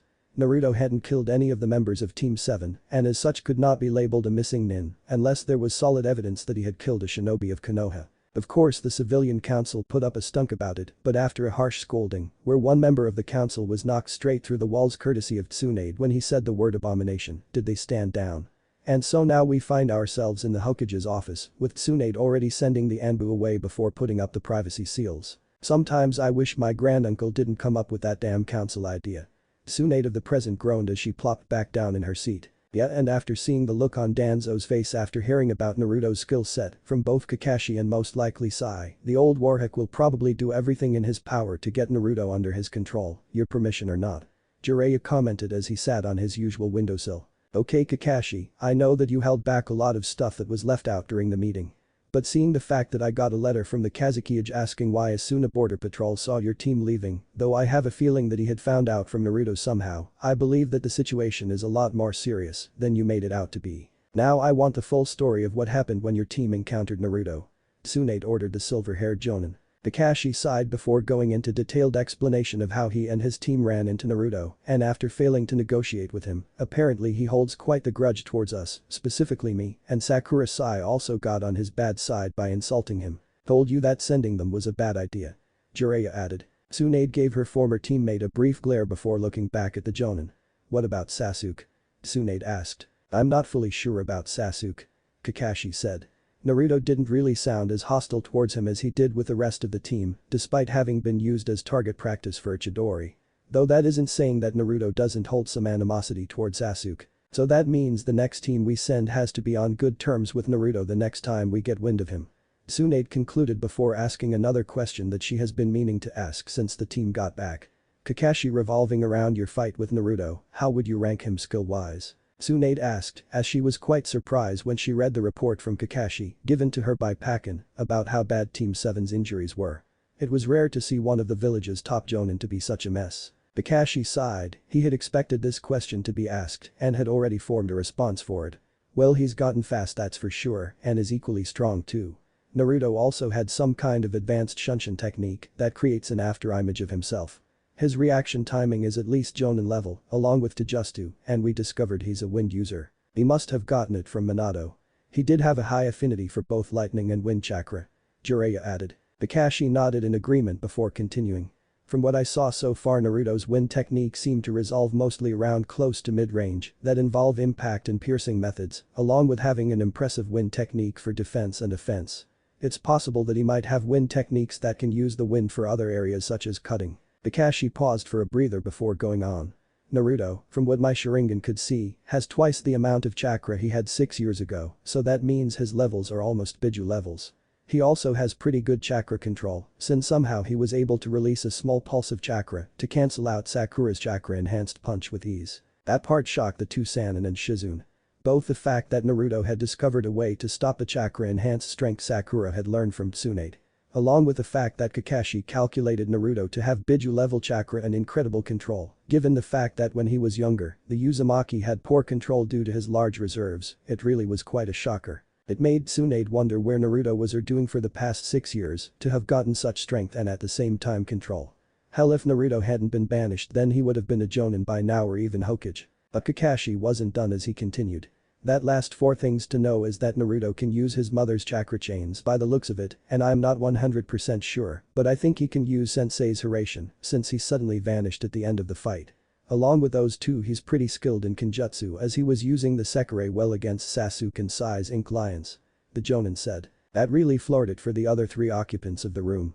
Well, the idea of Naruto using Kushina's favorite chakra chains wasn't all that surprising, since there was always the chance of Naruto inheriting it. The fact that he could use Minato's Hiraishin or a variation or something related to it showed that Naruto was no longer the same boy that left the village, but still had the talent of being the most unpredictable shinobi out there. How is that possible? The chakra chains I could understand since it's possible for it to have been passed down to him genetically from Kushina and it is in Uzumaki clan technique. But any notes for seal formula for the Hiraishin is either sealed deep within their estate or died with Minato. The only people who could use it is the Hokage protection platoon, but they need to be doing it together to use it. Jiraiya said before quickly adding. And now you're telling me that the Gaki has the Sekirei, one of the famous weapons of the Uzumaki clan. The same sword Kushina brought with her and is supposed to be sealed in the estate. The Toad Sage asked, to which his response from the Jonin was a nod. Tsunade had grabbed a bottle of sake that had been sitting on her desk and took a quick chug of sake to calm her nerves. After doing so, she looked up at Kakashi. You said there was a 4th thing. What was it? Tsunade asked, though she had a feeling that it was going to give her another headache. Kakashi hesitated for a moment before finally replying. During the fight, Naruto used a technique that wasn't a Futon technique on Sasuke. At first I thought it was a Kaiten technique, but Sasuke later clarified that Naruto had said Onmuten. The moment she heard the word Onmuten, Tsunade's mind flashed back to her grandmother, Mito Uzumaki, and something she had told Tsunade long ago. Meanwhile, Shizune replied to Kakashi, Onmuten, as in the non-elemental chakra nature Onmuten. How is that possible? Are you saying that Naruto-kun has a bloodline? Shizune asked. Maybe, but whether it is or isn't, we don't really know its full potential, or Naruto's to be exact. Kakashi said. I admit that I went in unprepared, mostly hoping not to resort to force. Also because in case we did, I thought he would have been the same kid that left this village 6 years ago. I didn't think he'd have changed so much. That would be an understatement if what I learned is true. Jiraiya said, catching everyone's attention, including Tsunade, who snapped out of her thoughts. What do you mean? Tsunade asked. Remember a few days ago when I said that the mask the Gaki wore sounded familiar? Jiraiya asked. Well, I looked into it and discovered that starting from 4 years ago, a wandering nin had been making a name for himself. Doing things such as helping overthrowing corrupting governments or stopping coup d'etat in several countries, said countries being Moon Country, Bird Country and Vegetable Country. The man also helped Hashigakure in overthrowing their corrupt leader and even helped the High Priestess of Demon Country in defeating an ancient demon called Moryo before it could be fully resurrected. And the most notable thing of all is that the person assisted the Kiri rebels in the civil war and from what my spies have heard was the one who defeated Yugura, the Yonde Mizukage and the Sanbi Jinchuriki at the time, all by himself. Jiraiya paused to catch his breath before finishing it off. And so far no one knows what the guy looks like or his real name. The only thing anyone, besides maybe higher ups in these places, had to go by so far is that the man has red hair and wears a kitsune mask similar to the one that Shino described Naruto wearing. Hence the guy was called Kodama, Fox Spirit, due to his fox mask and that he always appears and disappears on a whim. Shizune, Tsunade and Kakashi all had wide eyes and jaws hitting the floor, the latter excluding Kakashi since he had his mask on. They had no idea that Naruto had become that strong over the past 6 years. But when they thought about it, Naruto was never one to give up, giving his strong will and determination, and it also made sense seeing how easily he defeated his former team. Those accomplishments meant that Naruto had to be S rank in skills, hell maybe even greater than that. But that also meant one other thing. That basically also means that in off chance that we have to use force and capture Naruto, which by the sounds of it is going to be hell itself, we'll have to deal with wind, wave, spring, tea, vegetable, bird, moon, demon, water, Sunagakur, Kurigakur, Takigakur, Yukigakur, Jutsugakur and Hishigakur. Tsunade basically summed it all up. When Jiraiya nodded, she groaned loudly before slammed her head on the table. Apparently she was greatly aggravated because her headbutt caused the desk to split in two. Shizune immediately left to get another desk, leaving only the Hokage alone with her former teammate and Kakashi. Finally the copycat shinobi spoke. Well, political reasons aside, it might be better to let Naruto live his life. If what Jiraiya-sama said is true, then he's clearly capable of defending himself at nearly anything thrown at him, including Akatsuki. And it's quite clear he has no desire to come back here, and continuing this might only increase his distaste towards the village. Hell, it might make him join another village such as Suna or Kiri. Kakashi explained. Yeah, but for how long? Jiraiya asked before looking at Tsunade. Well, I agree with Kakashi on this time. We also got to look at the cons too, such as the fact that Danzo won't just let Naruto wander around aimlessly or join another village. The Warhawk will take action to get him back and most likely under his control. He won't risk killing him, since only an Uzumaki can contain the Kyuubi, unless Naruto has a kid. Then there's the fact that Naruto's actions that I've mentioned as well some others put the kid in the top 10 of the bingo books in several villages, as well as the black market. According to my sources, the price on his head can set a person for life, and there's no telling if he can take on a large group of people if they gang up on him. Also, I don't think I need to explain about Akatsuki, everyone in that group is cage-level shinobi and more experienced than Naruto. And then there's a chance of the leader of Akatsuki going into the fray, there is no telling how strong that person is. You're right, Jiraiya, Tsunade said sadly as she began writing on a scroll that had survived being crushed along with her desk. As much as I hate to do it, it's for the brat's own good if he is returned to the village where he can be better protected. I'll take the possibility of him hating the village and me and I accept it. I'll also reveal his full heritage when he returns. Hopefully that will get the villagers and shinobi to leave him alone and maybe even convince him to stay. I'll let him live in the Senju compound since I usually live here in the Hokage mansion and he's technically family anyway. She had finished her sentence at the same time she finished the scroll and handed it to Kakashi. That is the list of those that will be part of the next retrieval team. For now, since we don't know where Naruto is, the members will have to focus on preparing for the confrontation. Also, I want you and your team to tell the others all of the techniques that Naruto used during the fight, at least to give them some measure of being prepared. Also inform them of Naruto's alias too. Kakashi nodded and left a split second later with a shunshin. I have a funny feeling I'm on that list, aren't I, Haim? Jiraiya said. Damn straight you are, along with Team 7, 8, 9 and 10, with their teachers minus Kurenai, since either she or Asuma has to stay back to watch over their kid. She's the best choice since I don't think Kinjutsu will do much against Naruto. So I'm replacing her with Yugao, whose Kinjutsu should be enough to match Naruto's. Along with it, I'm going to send Tenzo, Anko, Iruka and Shizune too, the last two hopefully make him see reason before we have to use force.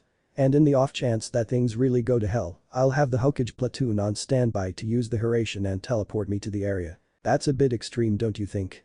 Jiraiya asked as he listened to what Tsunade said. Hey, I don't like it either, but you said it yourself that Naruto is about S rank in terms of skills. We don't know the extent of those skills, but he was clearly a match for Team 7, even if their orders were to capture him. Naruto can most likely control the Kyuubi and use its chakra, and since it's clear he won't return to the village willingly, we'll most likely have to use force, and it won't be easy. Sending a large group of people who are tuned into Jonin level is the best chance of bringing him back in the events that negotiations fail. Tsunade replied. Besides, with Tenzo there, he can use his Mokuton to bind Naruto if either you or Kakashi can get the necklace on him, and the numbers should be able to take on Akatsuki in the off chance that they encounter them during the mission. And in the event we do use force and bring him back, we'll have hell raining down on us from not just the kid, but from a long line of villages and nations, not pleased of having their hero being forced back to his home. Jiraiya added. Yeah, but it's better than having Naruto being captured by Akatsuki, turned into a weapon by another villager, Danzo, or worse, killed just so someone can make a profit from his corpse.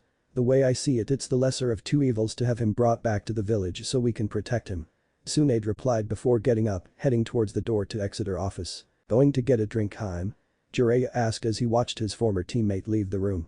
He figured that all the shit that's happening now, the decisions she's making, he wouldn't blame for wanting to get drunk to ease her mind. However, her words to his question were different. No to the Senju compound, there's something of my grandmother's that I need to see to confirm a suspicion of mine. Meanwhile I want you to get your spy network working on finding Naruto's location. The faster we find it before anyone else does the better. Tsunade ordered before leaving the office, not even giving Jiraiya a chance of asking what she meant. Konoha, Training Ground 7, Konoha 12. The members of the unofficial Konoha 12-I had gathered at Team 7's former training ground in order to hear from Sasuke and Sakura about their encounter with Naruto. By the time they were finished with the story, the others all had shocked expressions on their faces. After a moment of silence it was Shino who surprisingly spoke first. I admit I did not expect Naruto-san to have become that powerful. Looking back I'm glad that I made the logical decisions of not engaging him when I had the chance. The Abiram said. I wonder where Naruto got that sword he was using. Maybe he could let me take a look at it. Tenten said thoughtfully to herself when she heard the sword Naruto wielded as described by Sasuke. Yosh, I am happy to know that Naruto's flames of youth have not diminished over the years. Rock Lee said before adding. Though the mention of him not wanting to return to the village is most concerning. That's an understatement of the century. Shikamaru Nara said in return. It's a good chance that the Hokage is going to send out another retrieval team and I have the troublesome feeling it's going to be us. Perhaps not, and maybe Hokage-sama will just leave Naruto-kun alone if he's happier outside the village. Hinata Hyuga said in her usual shy voice. While she was happy to know that her crush was still alive, it also saddened her that he no longer wanted to return to his home. But she knew that he would be a lot happier outside Konoha anyway. She might be thinking that but she knows that she won't have a choice in the matter. Sasuke said. The risks of him being captured by Akatsuki or another village that wants to increase their strength are too great. And as Shikamaru said before, it's probably a good chance that another team will be sent to retrieve him and it will most likely be us. You don't think she'll send all of us, do you? Choji asked his best friend Shikamaru while munching on some chips. Troublesome, Shikamaru muttered.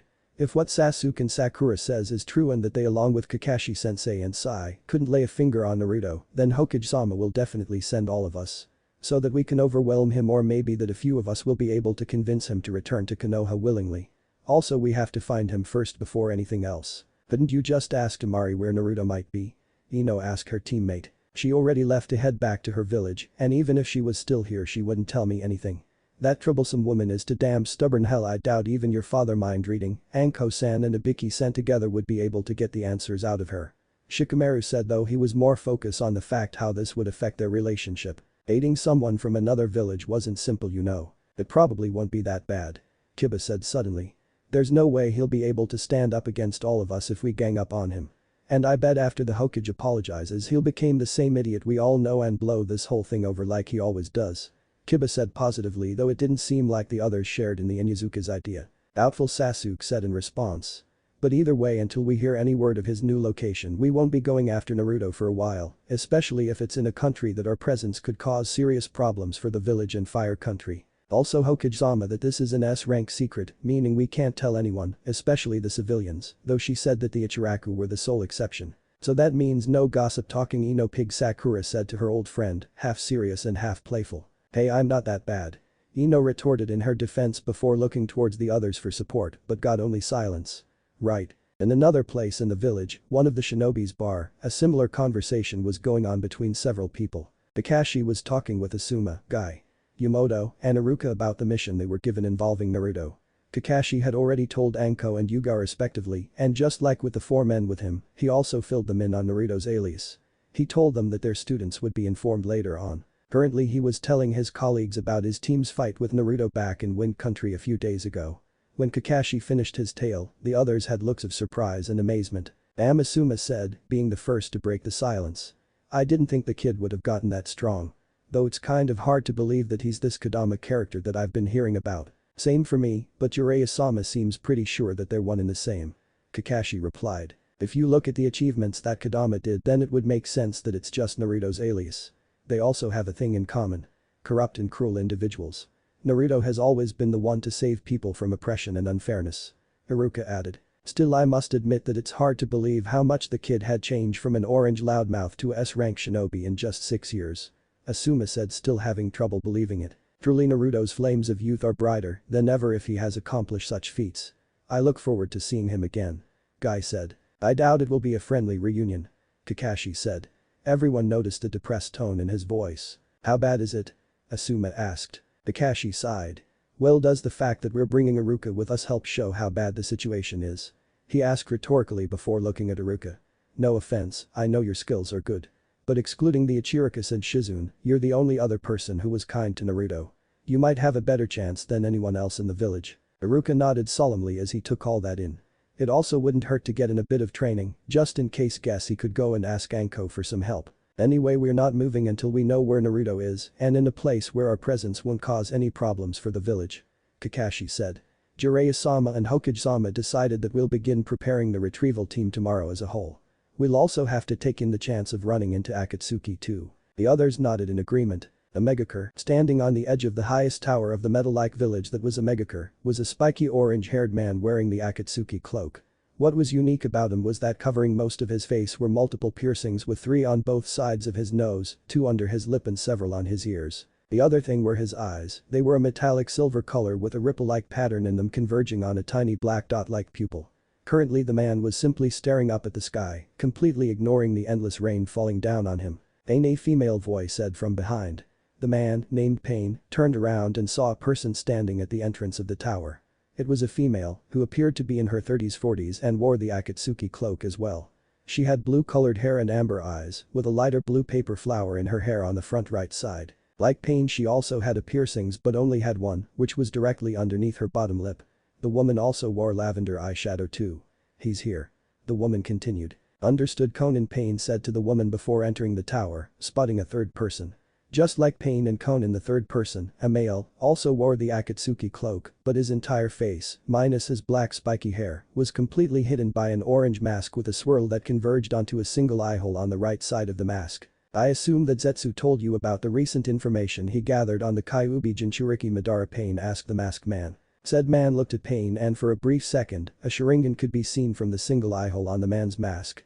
Indeed, and I see that I'm not the only one surprised by what Zetsu recorded. Zetsu had managed to record the fight between Naruto and his old team in the Land of Wind in order for the Akatsuki scout spy to gain information on the Jinchuriki's current skill level. Needless to say, the scout was shocked at said boy's skill level, as well as the rest of Akatsuki, when the plant man showed the recorded battle to them the next day. Pain, or Nagato being his real name, was quiet for a while after watching it before finally speaking, giving the order that for now Naruto would be left alone until he came to a decision of how to deal with the Kyuubi Jinchuriki. He told the rest of Akatsuki to continue focusing on capturing the other Jinchuriki. To be able to fight 2 Sharingan users, 1 an S-rank shinobi, and escape unscathed is quite an impressive feat. Conan commented, joining in the conversation. Indeed, Madara said in agreement. His use of Kenjutsu, wind techniques and even the chakra chains that his mother could use are impressive. And the technique he used at the end looks similar to the Yondaime Hokage's Hiraishin. The masked man commented. But I believe that the real topic in mind is his sub-element, Onmuten. A chakra nature that surpasses even the Shodaime Hokage's Mokuton, and an element that only one who wields the Rinnegan can use. Nagato said. The truth actually was that the Rinnegan enabled to use Onmuten by combining its 2 divided chakra natures, Yin Release and Yang Release, which is how the Rakuto Sennin, the original bearer of the Dojutsu, could use his Banbutsu Sozo no Jutsu, creation of all things technique. And despite his great powers, Nagato's skills were nowhere near the sage's, and he had only been able to use the technique to the extent of controlling several bodies, like he was doing now. But Naruto's Onmuten allowed Naruto to actually use the chakra nature, along with Yin Release and Yang Release. Indeed, there has only been one other person who had the Kekkei Genkai and was coincidentally also a member of the Uzumaki clan. Madara said. My grandfather, Sadahiko Uzumaki. Nagato said suddenly. Conan seemed surprised, not that Nagato was in Uzumaki since he told her a long time ago, but that he was the grandson of the most powerful man since the Rakuto Sennin. Madara, however, wasn't surprised by either, even though he was wearing a mask covering his face. But the evidence was in his voice, which remained calm and collected, as he said, so you know. It wasn't a question. I found out from my mother when I was a child. Pain said quickly, not wanting to bring up those memories of better times. As if reading her old friend's mind, Conan changed the subject. But that doesn't explain how the Jinchuriki has it. Even if he is from the same clan, that doesn't mean he could have Sadahiko's sub-element. Neither the Shodaime's children or grandchildren inherited the Mokuton, and Nagato didn't inherit Onmuten from his grandfather, so why does the boy have it? She said. Without hesitation, Madara replied, well, you bring up a good point. The best explanation is that like Nagato, Naruto is also closely related to Sadahiko, being his great-grandson from his mother's side. Conan's eyes widened, as did Nagato's Diva Path, before the latter reverted back to his normal impassive look. And how did you know that? Nagato asked, with a hint of edge in his voice this time. Unfazed by it, Madara merely said, I kept close tabs on the last Kyuubi Jinchuriki, Kushina Uzumaki when she was alive and while doing so discovered of her being Sadahiko's granddaughter. I preferred to have tabs on anything related to that man if I could. But our target is the Jinchuriki, not Sadahiko. Nagato added. Yes, but that doesn't make it any less dangerous. If the Jinchuriki has the bloodline and mastered it, even if not on the same level as Sadahiko, he could become very difficult to capture. Combined with how he managed to escape from a tracking expert of Kakashi's level, along with the fact we still don't know the full extent of his abilities, we cannot afford to be reckless. Madara rebuked. You seem to be quite nervous with anything revolving around Sadahiko. Konan said a little bit mockingly. She never did trust the Uchiha due to her feelings that he was merely using Nagato and took a little bit of joy at seeing him showing signs other than calm and confident. However, Madara was far from being angry at the hidden insult. You would too if you saw what that man was capable of. The Uchiha said. While he is the only other person I have ever respected along with Hashirama, Sadahiko Uzumaki is the only person in the world whom I've also feared too. That man was able to take both Hashirama and myself at the same time and defeated us too. His skills with Onmyoten, as well as Fuinjutsu, Kinjutsu and his clan's solid chakra shape manipulation, made him a fierce shinobi of unparalleled levels. And don't even get me started on what happened when he was enraged. Soon Madara turned around and began making his way towards the same edge that Pain had been standing just a few moments ago. After 6 years of staying off the radar, we finally located the Kyuubi Jinchuriki. We cannot lose him again and we cannot afford to make any mistakes, not when we're close to completing our goal. And with that the ancient Uchiha disappeared into thin air, leaving only Pain, Konan and the endless rain. But the angel of Omegakure could tell that something was troubling her old friend, judging from the way that Diva Path was staring out into the stormy sky. Is something wrong, Nagato? You've been very quiet ever since this new info on the Kyuubi Jinchuriki was given. Konan said. At first the god of Omegakure did not respond, but after a minute Nagato spoke, Uzushio fell sometime around the beginning of the Third Shinobi World War. So why is it that my mother, and Uzumaki and furthermore the daughter of the clan leader at the time, was living in this country before Uzushio's fall? Konan's eyes widened a little as she continued to listen to Nagato. Until recently I haven't been really thinking about it, my mind focused on other things. But now if the Kyuubi Jinchuriki is indeed connected to Sadahiko Uzumaki in some way, then there is also a chance he might head to Whirlpool Country. If that happens I will see to his capture personally and hopefully find an answer to my question. Next day, Land of Spring, Daimyo's palace. I really wish I didn't have to wear this every time when I stayed here. Naruto mumbled to himself as he looked in the mirror. Since he revealed to her that he was still alive 4 years ago, Koyuki Kazuhana, the daimyo of Spring Country, had been kind enough to give Naruto a room in the palace whenever he stopped by. Unfortunately, due to the fact he was a guest in a daimyo's palace, Naruto had to look respectable, meaning wearing a kimono instead of his usual outfit or even just a normal short-sleeved shirt and pants. Hence why he was now wearing a red and black yukata, something that Naruto didn't like. He felt vulnerable in it, though he was probably being paranoid. The good news was that he was allowed to have sekire strapped to his waist and also he had wristbands with seals on them too. Naruto just let out a sigh as he adjusted the sash before putting on his sandals and walked out the door of his room. He gave a polite nod towards some passerby servants as he headed towards the garden where a servant told him that Koyuki currently was with Kaiko and Yujin. Naruto had a feeling that Koyuki would normally be doing something politic related, but it was a good bet that Kaiko convinced her using the infamous puppy dog eye no jutsu on the Spring Daimyo. There wasn't a single person that had met Kaiko who didn't succumb to the triple S rank Kinjutsu, along with the little girl's charms.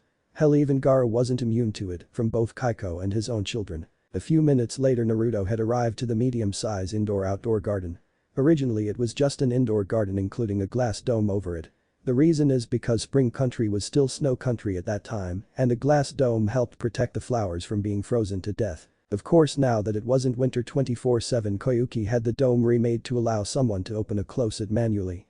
And sitting on a bench at the center of the garden were Koyuki, who was playing with Kaiko, the little girl happily laughing as she picked out flowers. Both of them were wearing yukata, Kaiko wearing a blue and red yukata, while Koyuki wore a plain aqua and purple color instead of her more designed one that she wears for appearances during her duties as daimyo. Also in the garden were several light-armored samurai guards and, though not visible, 4 Yuki-nins, those that had remained loyal to Koyuki and her father when her uncle took over the country, and Yujin, who stood across from the guards but still had Kaiko in his sights. Yujin had a very unique appearance. He was taller than a normal human being, between 6 to 7 feet, had a dark green colored skin, and he had no hair on his head either. His eyes had red sclera instead of the normal white, with his eyes being completely black. He wore a simple long-sleeved brown-hooded cloak that reached his ankles, along with dark blue shinobi pants and shinobi black sandals. The explanation to Yujin's unique appearance was simple. He wasn't human. The Rikido Sennin created Yujin using his Banbutsu Sozo no Jutsu, creation of all things technique, 1000 years ago.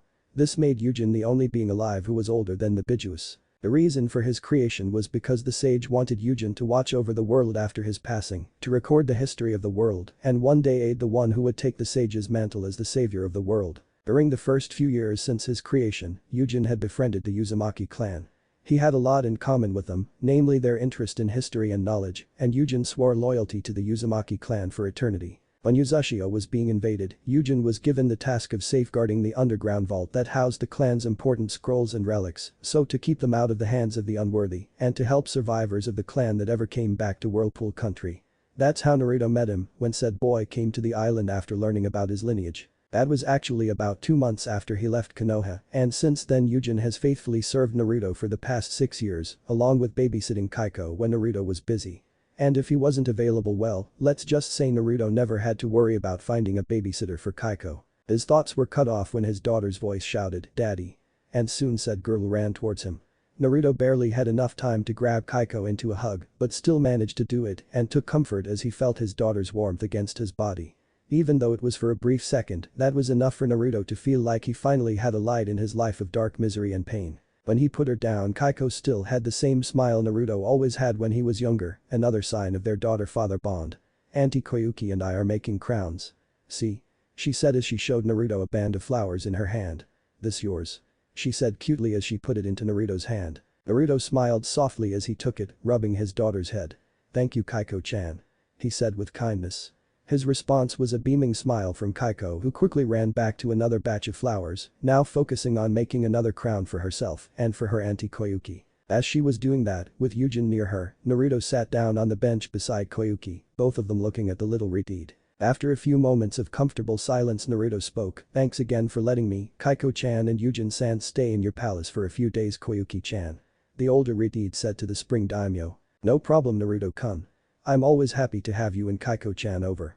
Dad and my movie director is very grateful to you for letting them turn your book into a movie," Koyuki said, her comment making Naruto scratch the back of his sheepishly. 3 years after his banishment and completing his Onmuton training, Naruto began writing a book calling it Wandering Spirit by the Crimson Tide, the alias he used instead of his real name. The story was mostly based off of his own personal life. It told the tale of a person who was betrayed by the people he swore to protect and his life afterwards as he traveled the world, seeking to find his place in life. The story was a mix of drama, adventure and some comedy and sexual scenes in the book too. To be honest, Naruto didn't really plan on publishing it, and it took some coaxing from Yujin and Sadahiko to release his ideas. By the end of the first set of 6 months, the book had become a tremendous hit, easily being more popular than Jiraiya's Icha Icha series. The money he got was greatly welcome to help Naruto survive, and now being used to help Kaiko too. So after 3 more years, Naruto had already published 2 more books with a series, all of them tremendous hits, with no one able to figure out he was the writer. Naruto had revealed to Koyuki he was the writer, with her director begging to turn the book into a movie, with Koyuki starring as the main female character, of course. Naruto was sort of uncomfortable with the idea, but eventually agreed, if not to see what it looks like on film, and the extra money would be appreciated. "It was no problem, just make sure that myself and the others get free tickets for it," Naruto said jokingly. Of course, Koyuki replied in similar joking manner with a giggle after it. The two once more entered a moment of comfortable silence as they watched Kaiko, who was still skimming for suitable flowers. But after a few minutes, Naruto noticed that Koyuki looked uncomfortable, like she wanted to ask him something but was nervous to speak. "Is something wrong?" Naruto asked her. Koyuki hesitated for a second but finally managed to speak. "Well, I know that it doesn't sound like a big deal, but ever since I saw you with your hair dyed red, I assumed that it was because Kaiko inherited her mother's red hair and you wanted people to think she got it from you," the daimyo said. "Ah, so that's the reason why she hesitated," Naruto thought to himself. Koyuki probably thought it would have given Naruto bad memories of mentioning Kaiko-chan's physical traits, that she assumed Kaiko got her hair color from her mother. But that was far from the truth. The Uzumaki clan, mine and my mother's clan, were not just known for our long lives and mastery of Fuinjutsu, but also that every member was born with red hair," Naruto said to Koyuki, who was listening intently. "I dyed my hair in order to hide my identity a little bit, but also to honor my clan. Kaiko-chan got her red hair from me." That surprised Koyuki a little. She had heard about the Uzumaki clan and how they lived on the now deserted Whirlpool country. But she had still assumed that Kaiko had inherited her hair color from her mother. So Kaiko-chan didn't inherit her red hair from her mother's side? Koyuki asked. Naruto chuckled, but it was an empty chuckle. Kaiko-chan didn't inherit anything from her mother because there was no mother, he replied dryly. Before Koyuki could ask what he meant by that when Naruto suddenly jolted a little. The emergency alert sea lie left for Gaara at Suna just activated. Naruto said to a confused Koyuki. A sea lie gave to Gaara in case if he ever had to contact me for something.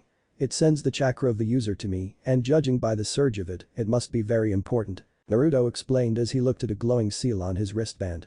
Then he looked at Koyuki. I'm sorry to do this after I just got here, but could you? Koyuki waved her hand. It's fine, your friend the Kazekage might be in trouble so you should hurry. The spring daimyo said. Naruto smiled gratefully before looking at Yujin. Yujin, I'm heading back to Suna for a bit. When you get the chance try and look into that thing I asked. Yujin bowed. Yes Naruto-sama, he said respectfully. Naruto looked at Kaiko, the girl looking at him with her innocent childlike eyes. Naruto smiled kindly at her. Daddy needs to go and see something, but I'll be right back. So be good for Auntie Koyuki sweetie. Naruto said before teleporting in a red flash towards Sunagakur through his Mikado, God's Gate technique. 2 days later, river country. Near the border between wind and rain country, 3 figures could be seen moving, or flying in one's case, at a casual pace. The first 2 were human and wore long dark blue cloaks with red clouds, along with conical straw hats with a small ornamental torques and tassels covering their faces. The first one was a male and seemed pretty normal in appearance and looked to be relatively young, somewhere in between his late teens and early 20s. An odd thing about him was that his left arm was missing, with the sleeve of said arm torn apart at the end. His companion was the more odd-looking one. This person was a male but was hunched back and thus shorter than the first male. The third being wasn't a human, but instead a giant white owl flying near the ground, but above the 2 men. Wrapped securely in its tail was the unconscious form of Gaara, who was also covered in bruises. The one-armed male spoke. We should be near the hideout soon, yeah, the male said. The hunchback one grunted in response. We would have gotten there sooner if you hadn't taken so long, Deidara. He said annoyed. Hey, that's not fair, Sasori-sama. It's not my fault that the Jinchuriki was so skilled with that sand of his, yeah. The one named Deidara said in his defense. You got cocky and didn't bring enough clay with you when you had the chance after we were done sealing the Sanbi. Sasori countered. Now because of that you're missing an arm, and I doubt Kakuzu will attach a new one for you for free. Though his hat was covering his face, you could tell Deidara had an annoyed look on his face at the realization. The 2 continued walking for several more minutes, having gone back to a comfortable silence.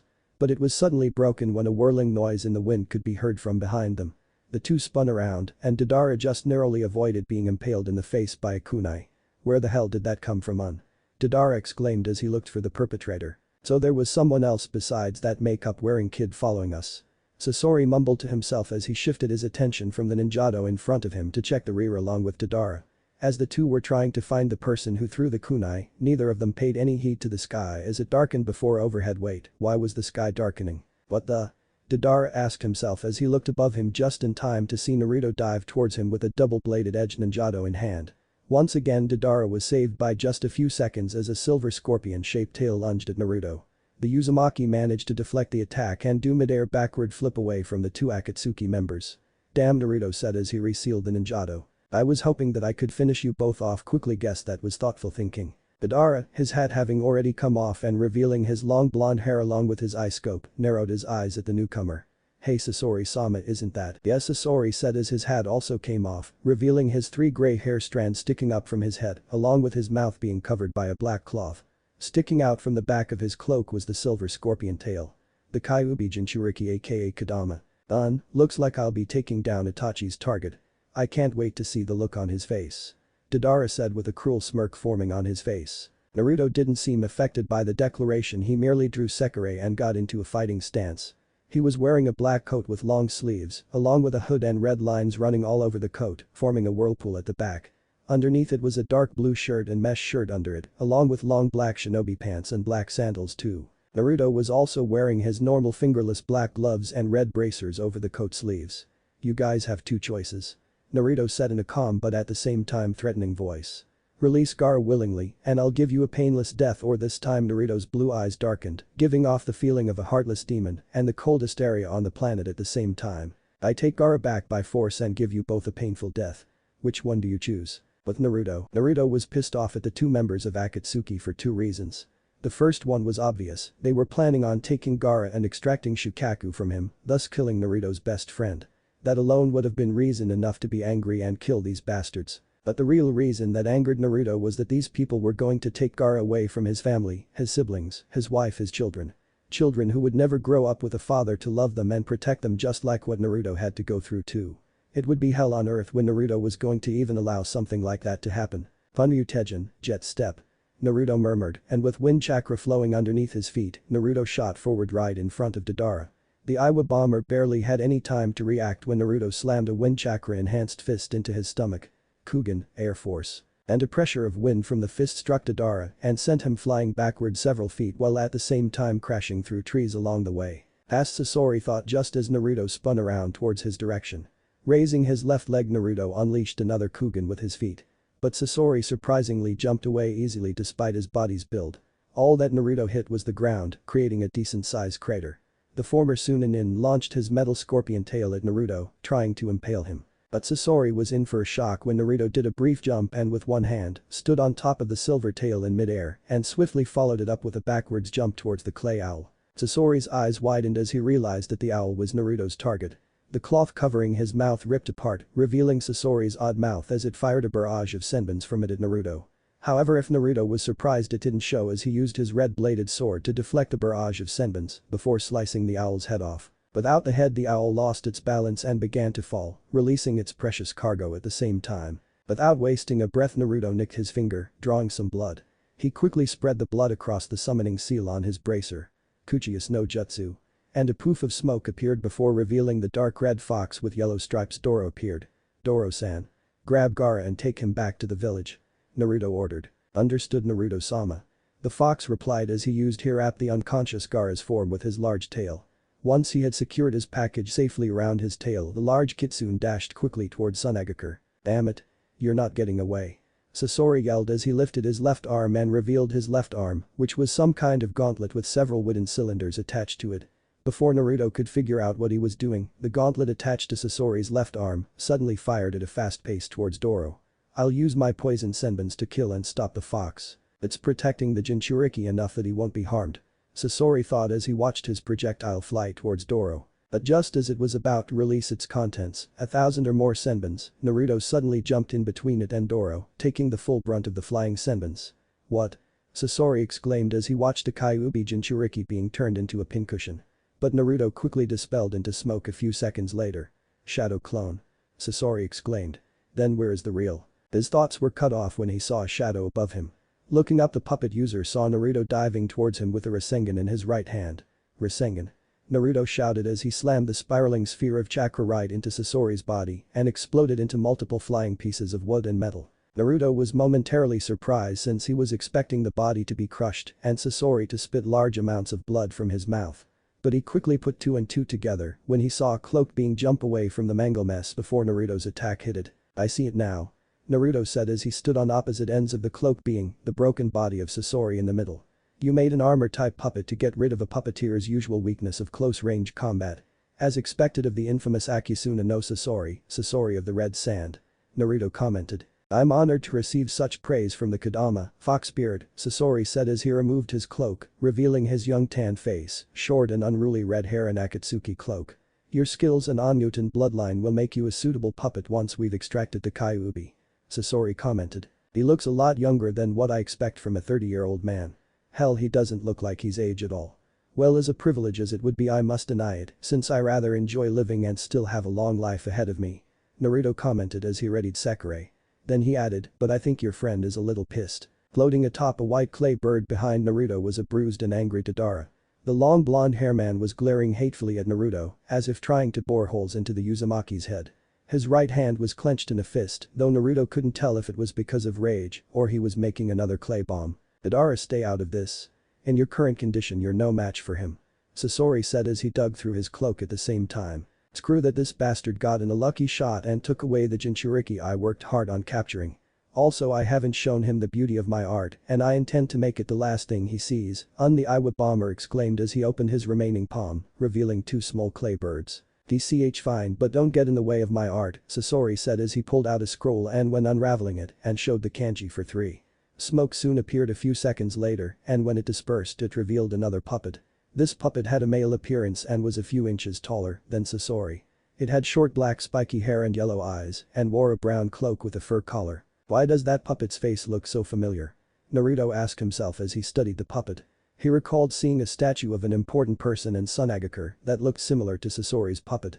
It was when he recalled what Chio said in regards to the special kinds of puppets that Sasori made did Naruto figure it out. The Sandaime Kazekage, Naruto murmured in shock as he stared at what was once the strongest shinobi in Suna's history, reduced to a mere puppet. I see that you figured it out. Grandma must have told you.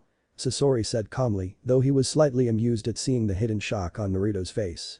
He always did enjoy seeing that look on his opponents when they learned his puppets were made from people's corpses. Naruto managed to collect himself just as a clay bird appeared next to him.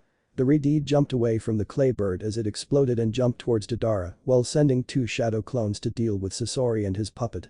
Naruto jumped onto a branch just as Deidara threw his second clay bird that grew in size as it flew towards Naruto. But instead of trying to dodge it, Naruto leapt towards the bird, doing a spin in midair, Sekirei out. With a clean swipe, Naruto cut the clay bird straight down the middle, avoiding being hit by the explosion. That seemed to have angered Deidara, but the Iwa bomber remained calmed. I might be low on clay, but as long as I stay in the sky, then I'm safe, yeah. Hey, it's not like he can fly or anything, Deidara thought. But Naruto soon murmured to himself, Tsukai, skywalk. And channeling wind chakra into his feet, Naruto began walking in the air towards Deidara. The Iwa bomber was completely shocked. To him the technique Naruto was using was similar to the Sandaime Tsuchikage's technique. In fact, Deidara was in so much shock that he didn't have any time to react to Naruto's next move. After sealing Sekirei back in his bracer, Naruto focused fire chakra in his right index finger. Raising his hand towards Deidara, Naruto muttered, Nensho Dangan, combustion bullet. And with a snap of the finger, literally, Naruto fired a fireball the size of a hand towards Deidara. His sixth sense kicking in, Deidara did a backward jump from his clay bird just as the fireball made contact with it. When it did, the fireball exploded, going about a block wide as it consumed the bird and Deidara. Naruto watched as a figure fell from the large ball of smoke towards the ground. He couldn't tell if the Akatsuki Iwa bomber was dead or not, but for now he wouldn't be bothering Naruto. Now he could focus on Sasori and his Sandaime Kazekage.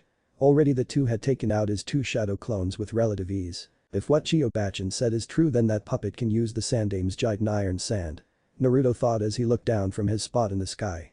I should probably take him on at close quarters so he can't use iron sand techniques. It's risky since that puppet will probably have melee weapons coated with poison, but my immune system will take care of that, and I got your back to right, Kurama. The Kyuubi inside of him snorted. Please brat, like I let my partner die from something as poison. Kurama said with a smirk. Okay, then let's go. Naruto said as he added more wind chakra into his feet. Funryu Teijin, jet step. And Naruto fired himself towards Sasori at an incredible speed. But Sasori saw it and reacted immediately. I'm amazed that you managed to defeat Deidara so quickly, but I'll show you the power of my art. Senju Sobu, thousand hands manipulation force. Sasori said as the Sandaime Kazekage puppet lifted its left arm and several compartments opened from the arm, revealing summoning seals in them.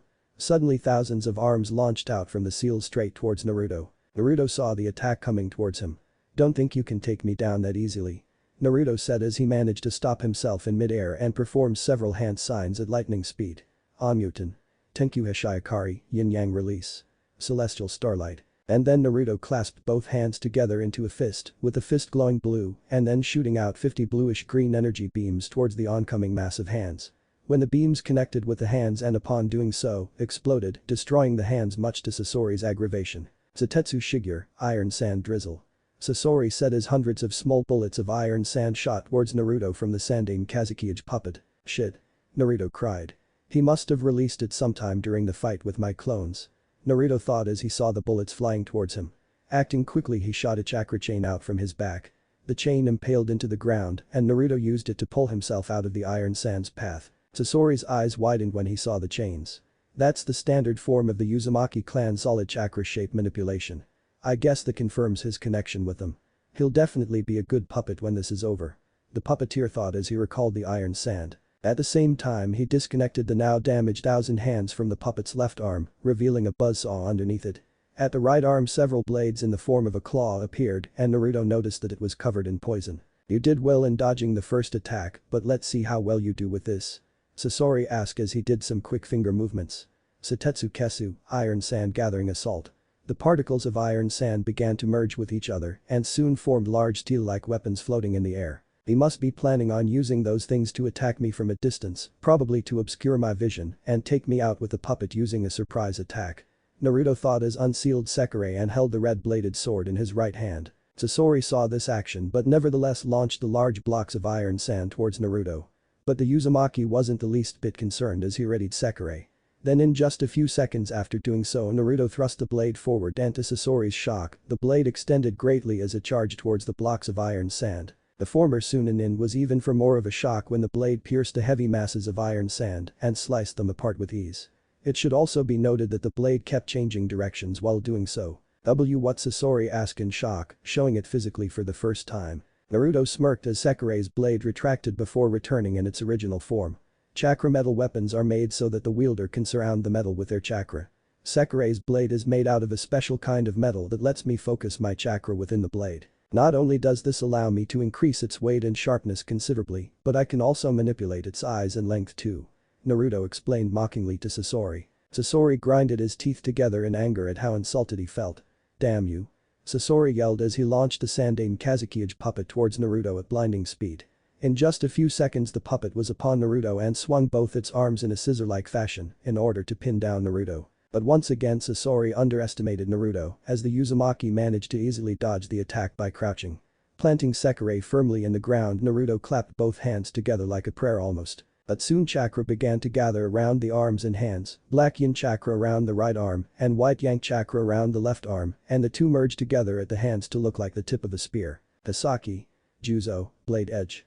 Dual spear. Naruto said as he thrust his still clasped hands forward. When it made contact with the puppet's chest, a powerful force of energy was unleashed in the shape of a spear that completely obliterated most of the puppet's body, sending pieces flying backwards. Sasori watched in shock and disbelief as one of his favorite puppets was destroyed so easily. But he had little time to mourn as Naruto reappeared right beside him, his left hand covered with wind chakra. Kugen, Air Force. Naruto shouted as he slammed the palm of his hand into Sasori's right side and sent the puppeteer flying. "Time to finish this."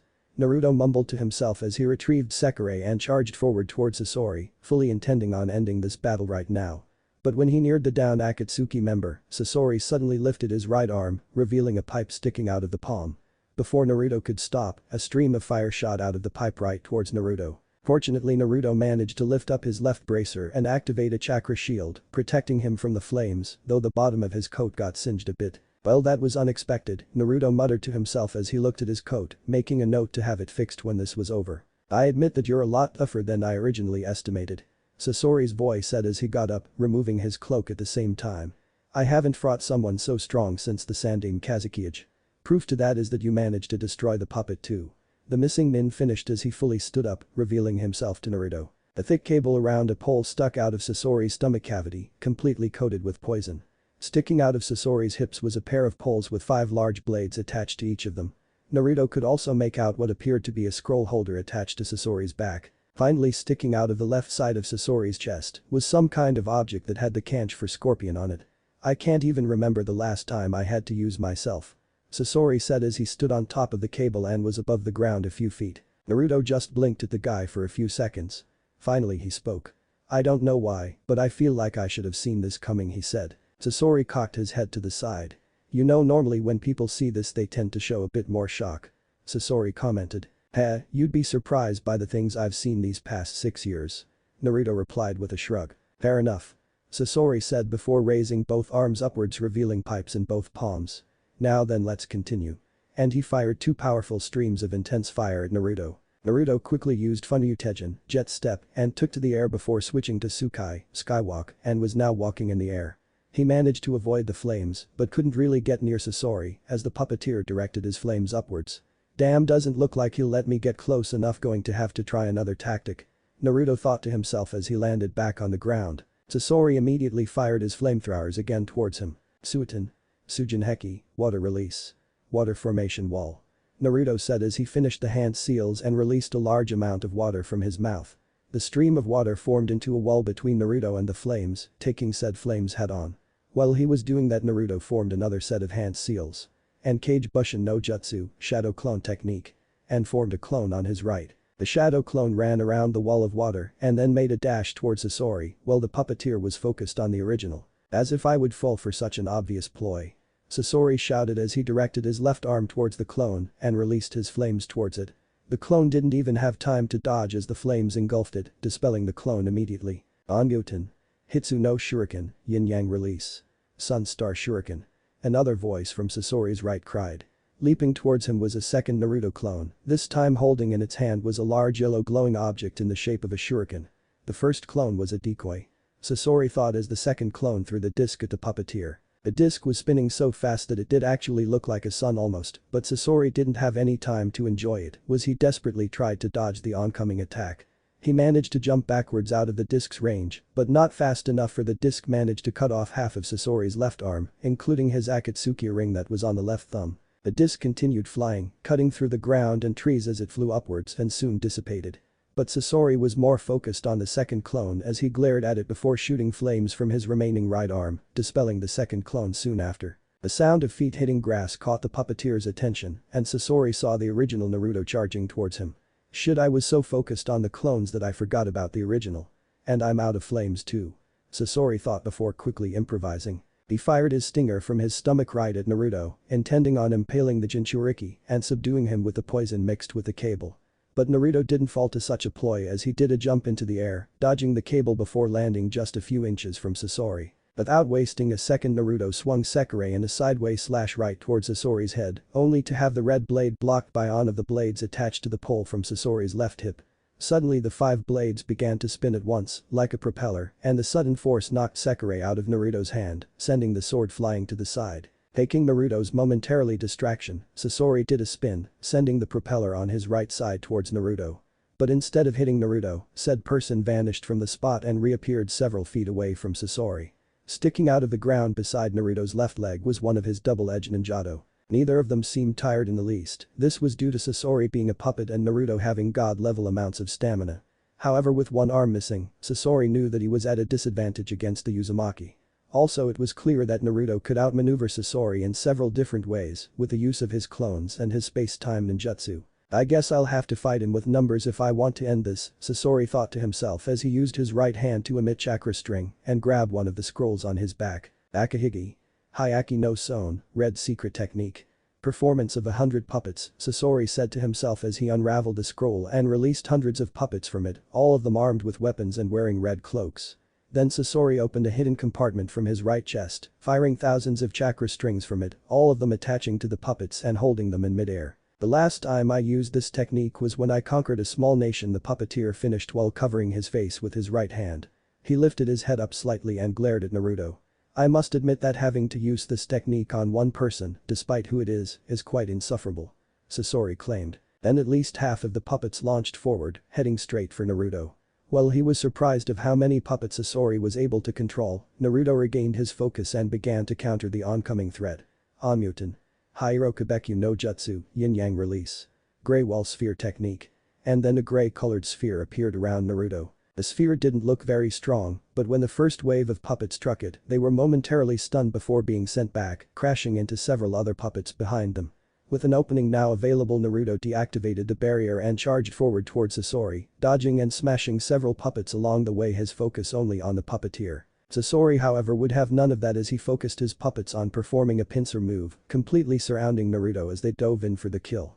But once again Naruto surprised Sasori when dozens of golden chains popped out of Naruto's back, impaling multiple puppets at once. When the puppets were taken care of, Naruto retracted the chains back into his body before activating his right arm bracer, releasing a blade of chakra from it. He aimed directly for the Sasori's right chest, where the puppeteer's weakness was. Sasori tried to get out of the way but realized he couldn't. Looking down, Sasori discovered that another of Naruto's clones had dug underground and its arms were currently holding Sasori's legs, keeping him in place. Beat this. Naruto yelled as he drove the chakra blade hard into Sasori's compartment of flesh. Within seconds the light in Sasori's eyes faded and his body went limp, dead as a doornail. Sasori of the Red Sand was finally dead at the hands of Naruto the Fox Spirit. With the sound of puppets falling to the ground behind him, Naruto calmly deactivated his chakra blade, causing blood to pour out of the damaged core of flesh freely. The clone below Sasori dispelled, allowing the body to fall freely to the ground. Well, that was interesting, Naruto said to himself as he cracked his neck before collecting the Sekirei and his ninjatos. Inside Naruto's seal, Kurama snorted. TCH, that didn't even take long. You didn't even use my chakra. Kurama grumbled. I didn't see any need to. If there were a reason then I would have used it. Besides, this way I can surprise Akatsuki the next time I run into them. Naruto said as he sealed Sekirei. Fair point, Kurama replied, but still sounded annoyed. So what now? Head back to Spring Country? Not yet, Naruto replied as he looked at Sasori's body. I want to head back to Suna to make sure Doro got Gaara back there in one piece, though he'll probably get an earful from Temari and Mitsuri for getting himself captured. And I can probably collect the bounty on Sasori's head and tell them about the Sandaime Kazukija's actual fate. Gyobachan deserves closure knowing her grandson is dead, too. Kankura might be able to use this puppet too. Naruto replied as he picked up Sasori's body and once secured, used Mikado to teleport himself to Suna. With the coast now clear, Zetsu slowly rose up from the ground, surveying the damage as he did so. Wow, that was some fight, huh? White Zetsu asked his black half. Yeah, but the Jinchuriki didn't even look remotely tired from the battle. Sasori was clearly way over his head in this one, and it cost him big time. Black Zetsu responded as the two merged beings walked towards Sasori's severed left arm. At least we're able to retrieve Sasori's ring. White Zetsu said as they picked up the arm. Once they removed the ring, they tossed the arm to the side without a care in the world. What should we do now? White Zetsu asked his black counterpart. We'll look for Deidara to see if he's still alive or collect his ring if he's dead. Either way, I don't think we'll be able to go after the Ichibi for some time. Black Zetsu replied before the merged being began walking off, searching for the former Iwanin bomber. Konoha, back of Hokage Monument, Anbu Training Ground. The Anbu Training Ground was a ground specifically for Konoha's Anbu. It was forbidden from all other shinobi ranks, even Jonins, and especially to civilians, though it was kept classified from the civilians, as well as Genin and Chunin level shinobi. The only other personnel that were allowed into the training ground besides Anbu were former Anbu. They would need permission from the Hokage, though, the Hokage and other higher rank shinobi such as the Sannin. However, the group present there did not consist of Anbu, but rather an assortment of different shinobi level people. It was made up of several teams, being Team 7, 8, 9 and 10, along with their Jonin instructors. With them also were the Anbu Yugao Yazuki, Tenzo now called Yamato, and Jiraiya. The only person who was missing was Kurenai, leader of Team 8, not being involved in the mission, so she could take care of her and Asuma's child. Okay, I assume that you all know why you're here. Jiraiya said to the gathered people. Our objective is to retrieve Naruto Uzumaki, former genin of Konoha and the current Kyuubi Jinchuriki. Until we receive solid info of his current location, we'll be working on teamwork and countering whatever we can expect from Naruto. Because of that I brought this with me. The Toad Sage said as he took out a copy of the recent bingo book with a bookmark in it. A bingo book? Sakura asked when she saw said object. Wait, don't tell me that the dead last is in it. Kiba exclaimed, finding the idea of Naruto being in the book that labeled wanted shinobi being stupid, despite from what he heard from Sasuke and Sakura. A part of him also felt jealous, as it was a wound to his pride too. I'm serious. Naruto has done some incredible things over the past 6 years that earned him a place in this book. However, he's known as the Kodama since he's been keeping his real identity a secret. The page of his profile is the one that is bookmarked. Jiraiya said as he tossed a book towards Shikamaru, the closest person. The Jonins had already read the page about Naruto, and when the younger members read it, they had the same expression the adults did. Complete and utter shock. Name? Kodama, Fox Spirit, real name unknown. Age? Unknown. Estimate between 19 to 21. Gender? Male. Origin? Unknown. Shinobi rank? Wandering Nin. Caliber rank? S. Known alias? Kodama, Fox Spirit and Ikaro Senko, Red Flash. Clan affiliation? Possibly Uzumaki clan. Known elements? Futon, Kaiten, Suiton, Raiten, and a fifth unknown element. Skill list. Hijutsu. 5. Ninjutsu. 5. Genjutsu. 1. Intelligence. 4.5. Strength. 4.5. Speed. 5. Stamina. 5. Hand seals. 4.5. Weapons. Multiple double-edged ninjato with no guard and wields a unique sword. A katana made of red metal with a round black guard and black handle with red-shaped diamonds. Physical description. Stands at about 5'5" and weighs 205 pounds. Face not visible but has short red spiky hair and tanned skin. Usually wears a long-headed black cloak with red stripes over it and a large red whirlpool on the back. Also wears a red kitsune mask with blue lines going over it. Special abilities. Is highly skilled in ninjutsu, fuinjutsu and kenjutsu, and can use space-time ninjutsu similar to Konoha Kairoi Senko's technique. Also can create multiple shadow clones, solid chakra shape manipulation, and has a cage-level chakra. Known family? Unknown. Additional information. Helped the Kiri rebels win the civil war. Killed Yugura the Yondaime Mizukage and the Sanbi Jinchuriki. Also killed Gari of Iwagakure's Explosion Corps, former members of the Seven Swordsmen of the Mist, Kushimaru Kuraira and Jinpachi Munashi. Wiped out Kumagakure Kinkaku force and defeated the Nibi Jinchuriki Ujido Nai of Kumagakure and the Gobi Jinchuriki Han of Iwagakure. Advise. Genin and Chunin level shinobi should flee on sight and Jonin level shinobi should approach with caution. Bounty 75 million Ryo. Dead or alive. Iwagakure 75 million Ryo. Alive. Atagakure 80 million Ryo. Dead or alive. Kumagakure. Holy shit, Sasuke murmured the shared thought the other rookie 12 had. We've also have additional information that Naruto has assisted several other villages and nations over the years, the most prominent being Hashigakure, along with Bird Country, Vegetable Country, Demon Country and Moon Country. These actions while gaining him fame within those countries have also earned him the ire of several underworld forces. And now the kid has a large bounty on his head in the black market, hell it's higher than Chiriku, a fellow former Guardian 12, and mine combined. Asuma told the group after they got out of their shock. I know that you're all shocked and there are probably a lot of you not believing what you just saw.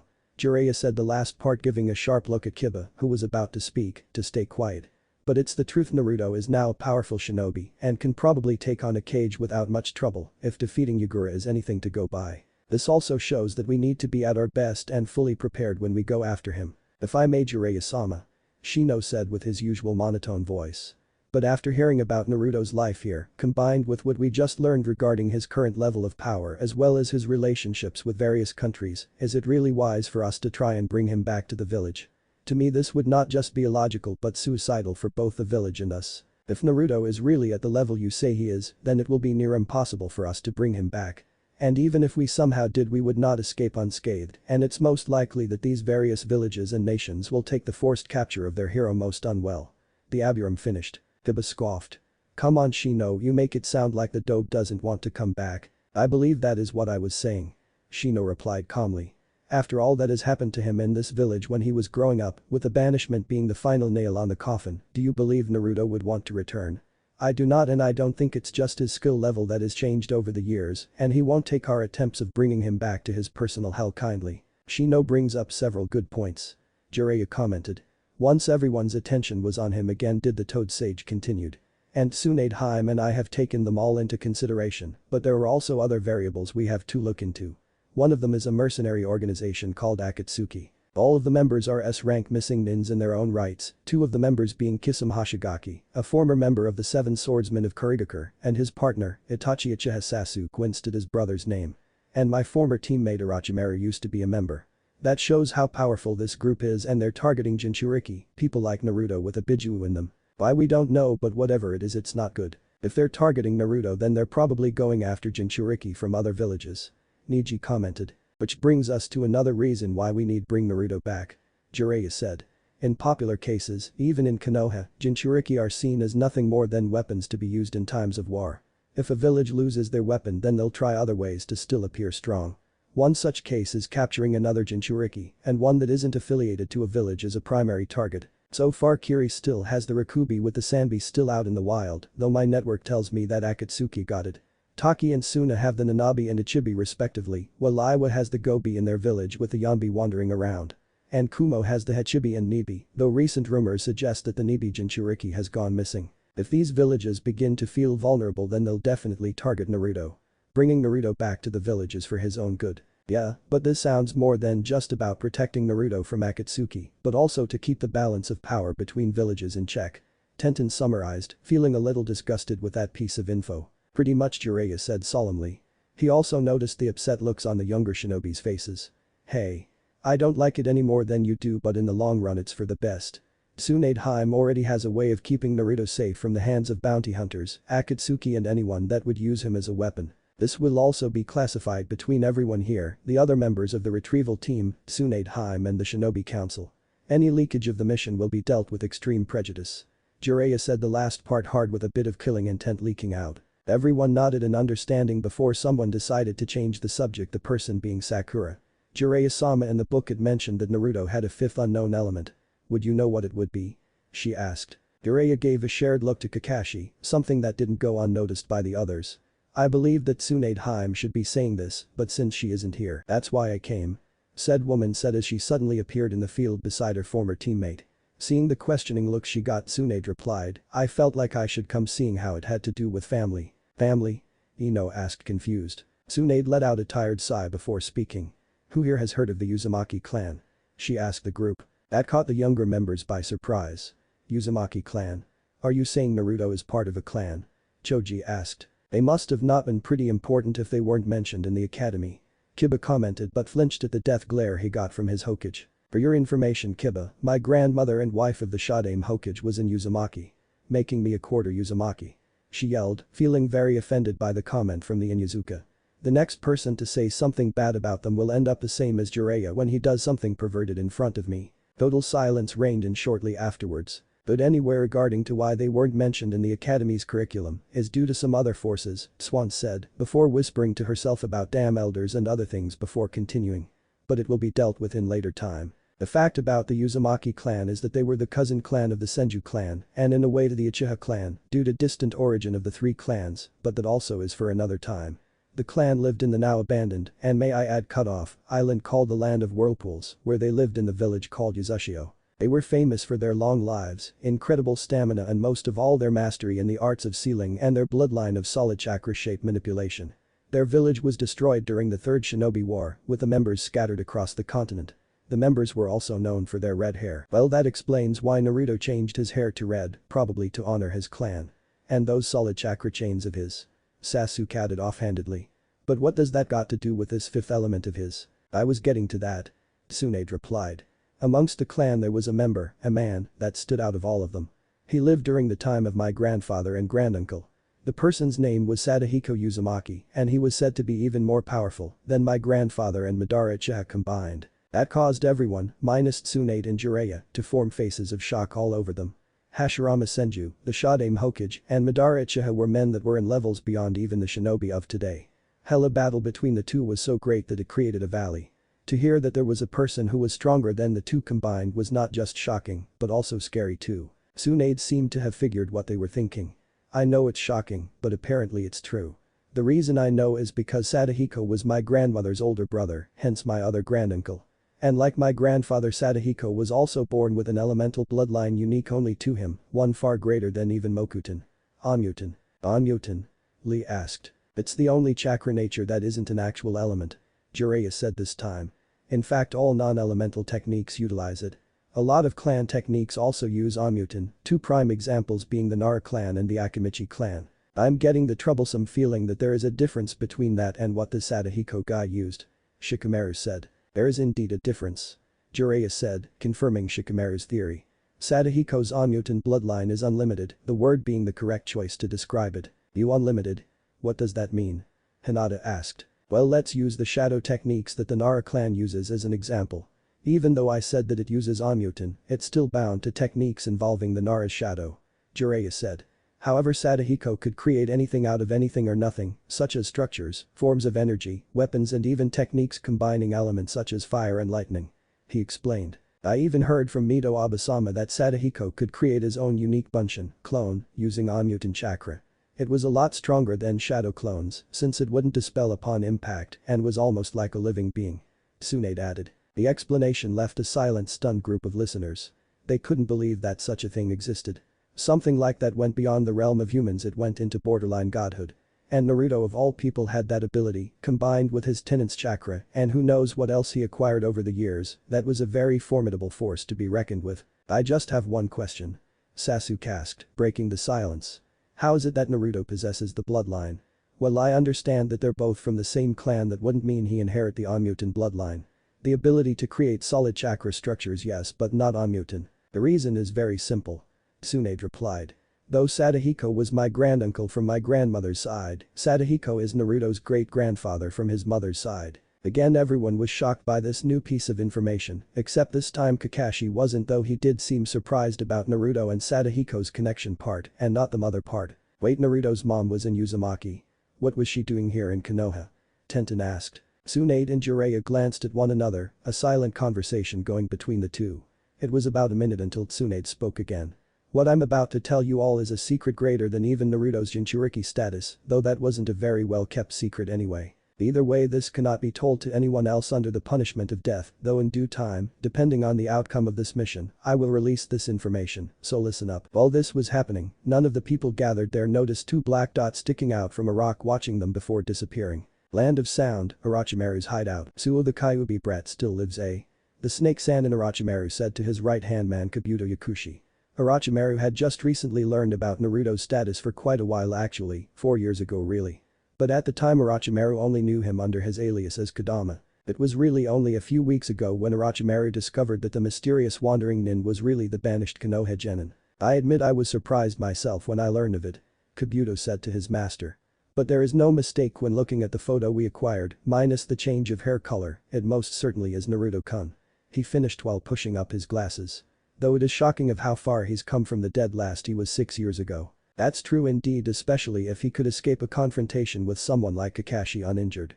And according to recent reports, he managed to kill my former partner Sasori while saving the Godin Kazekage, not an easy feat if I do say so myself.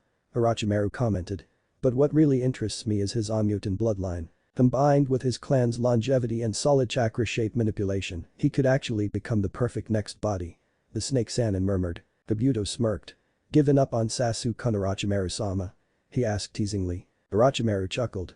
Oh no, I still have much interest in the Sharingan, but to be honest, I originally had a great interest in Sadahiko Uzumaki's elemental bloodline, Onmutin. The ability to create anything from nothing was only something that could be done by the Rikido Sennin who possessed the Dojutsu the Rinnegan. But like with Hashirama, it was not passed down to Sadahiko's children or grandchildren, and since I didn't know of Naruto-kun's relations to him, I forgot about it and focused on acquiring the Mokuton and later on the Sharingan. If I could have both, then I would be able to awaken an imperfect Rinnegan most likely and gain what I originally desired. Orochimaru said. Imperfect Rinnegan? What do you mean, Orochimaru-sama? Wouldn't having the DNA of both the Senju clan and Uchiha clan allow you to awaken the Rinnegan? Kabuto asked confusedly. Not exactly, Orochimaru replied. You see, I've discovered that the sage actually had 3 children, all sons. The first and eldest son inherited the sage's eyes, large chakra and spiritual energy. The second and middle son inherited the sage's body, great life force and physical energy. And the youngest son inherited the sage's blood, enhanced instincts and mental energy. The Sannin explained. Now the youngest is interesting because inheriting the sage's blood meant he also acquired his father's incredible stamina and life force, meaning long life. Orochimaru's smirk grew when he saw the look of realization appear on Kabuto's face. Yes, well, the eldest founded the Uchiha clan, the middle founded the Senju clan, the youngest was the ancestor and founder of the Uzumaki clan. And while it's possible to awaken the Rinnegan with the DNA of just 2 of those clans, you need all 3 to grasp the Dojutsu's true power. I see, Kabuto murmured in understanding. But does that mean you'll be targeting Naruto-kun, then? Since he has the bloodline you originally desired? He asked. Perhaps, Orochimaru replied while resting his head on his left fist. Though with him being the Kyuubi Jinchuriki, acquiring his body will be difficult if not impossible, especially with Akatsuki still after him. But we can capture him and find someone else, and Uzumaki like Karen, to place the Kyuubi in, that would be good. I would have an excellent new body and a Jinchuriki too. And if we can capture Sasuke-kun as a bonus, then that would work just as well. He said. So for now we'll keep our ears open for any other signs of Naruto-kun before going after him. I have no doubt Konoha will be looking for him too. Of course, Orochimaru-sama. Kabuto replied and then smirked. And speaking of Uzumaki, I may have found a solution to the problem concerning your hands. He said before pulling out a Hanya-shaped mask from behind him. Spring Country, Daimyo's palace. So did everything go okay? Koyuki asked Naruto after said man was once more wearing more formal attires. The two were in one of the palace's lounges, with the only other person being there were some of Koyuki's guards and little Kaiko, who was playing with some of Koyuki's old toys.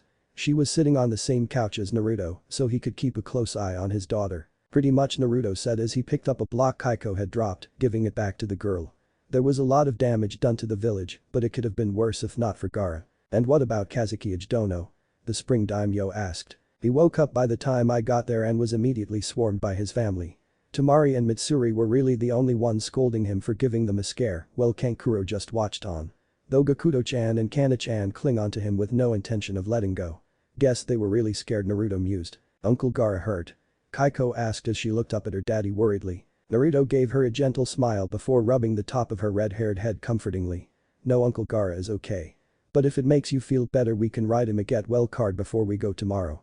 He said kindly, getting a wide grin from Kaiko. So you're leaving? Koyuki murmured a bit sadly. Naruto smiled apologetically. Yeah, it's not a good idea for us to stay in one place for so long. Especially now that both Konoha and Akatsuki know about me, and while I know you can do the whole politics thing with Konoha, Akatsuki could care less about that. Koyuki nodded somberly as Naruto turned his attention towards Kaiko. The little girl had taken on a tired look and Naruto believed it was time for bed, despite her complaints. However, the father and daughter pair soon headed for bed after a quick goodnight to Koyuki, with Kaiko resting her head on her father's right shoulder. She was soon changed into her yellow-colored pajamas with pictures of fox kits on it. Currently was Kaiko sleeping in her bed, clutching her fox toy close to her, a content smile on her face. Naruto just stood above her, watching with kind eyes and a soft smile on his face. He leaned down and gave Kaiko a soft kiss to the forehead before leaving the room. As he walked down the hallway towards his room, which was close to Kaiko's, Yujin suddenly emerged from the ground. Not even startled by the man's sudden appearance, Naruto asked, "So, how did it go?" "It went well," Yujin replied as he pulled out 2 scrolls. "I managed to gain copies of multiple files from the root archives, including some of his dealings with Orochimaru, along with locations of his bases. That Danzo Brad isn't very good at keeping them secured very well." The 1,000-year-old being commented offhandedly. "Probably because he never expected for there to be someone like you, Yujin." Naruto mused. "Anyway, anything else to report?" "Yes, while I was coming back I stopped by Konoha's Anbu training ground. Turns out it's being used by the team formed to retrieve you, which seems to consist of all your former classmates, plus Team Guy, their sensei, your old academy teacher, a female and male Anbu, the Tsunade's assistant, and finally your former godfather. Apparently they managed to put 2 and 2 together with your bingo book profile." Yujin said before pausing in case Naruto was going to say something. When he didn't, Yujin continued. "It's a good chance that Jiraiya will have his network keep a sharp eye out for any sightings of you." "I see," Naruto said after hearing all that. He turned his head towards the door that led to Kaiko's room. "Our plans remain unchanged. We'll leave tomorrow and meet up with Sadahiko Hijiji." It sounded like he had something important to talk about with me. "Also, how are the repairs on that going?" "Pretty good actually. I imagine that we can use it when we leave tomorrow, though I want to stop somewhere to put in the final touches before using it for long terms." Yujin reported before changing the subject. "And what about this Konoha retrieval team?" Yujin asked. "I will stand by you on whatever your decision is, but the team consists of people you know. I know that you don't care about most of them, but I have to ask, what will you do if you're forced to confront them?" Naruto was silent for a long time, his gaze never wavering away from his daughter's room. 1,000 thoughts were going through his head as Naruto thought about what he would do if he indeed ran into a confrontation with Konoha, and something told him he wouldn't be able to avoid it. Finally, after a minute or two of contemplating, the deed finally spoke, his voice filled with seriousness. "If we do run into them, I will do what is necessary," he said before walking off towards his room with Yujin just watching on. Naruto entered his room a while later and after removing his sandals, plopped into bed. But he didn't go to sleep right away, instead he took out a book he had sealed in a scroll of his he left on the bedside table. The book had a white back and front cover and was in pretty good condition despite how old it really was. Naruto had found it a year ago, and despite it being a poem book, it had somehow caught his interest. The title of the book was called Loveless. Naruto soon began to read from the beginning, a warm smile on his face as he did so. Prologue. When the war of the beasts brings about the world's end, the goddess descends from the sky. Wings of light and dark spread afar. She guides us to bliss, her gift everlasting. Konoha, the rookie 12-I, had all gathered at an Akamichi-owned BBQ restaurant. What would normally be a happy gathering of friends was right now one of serious grim silence.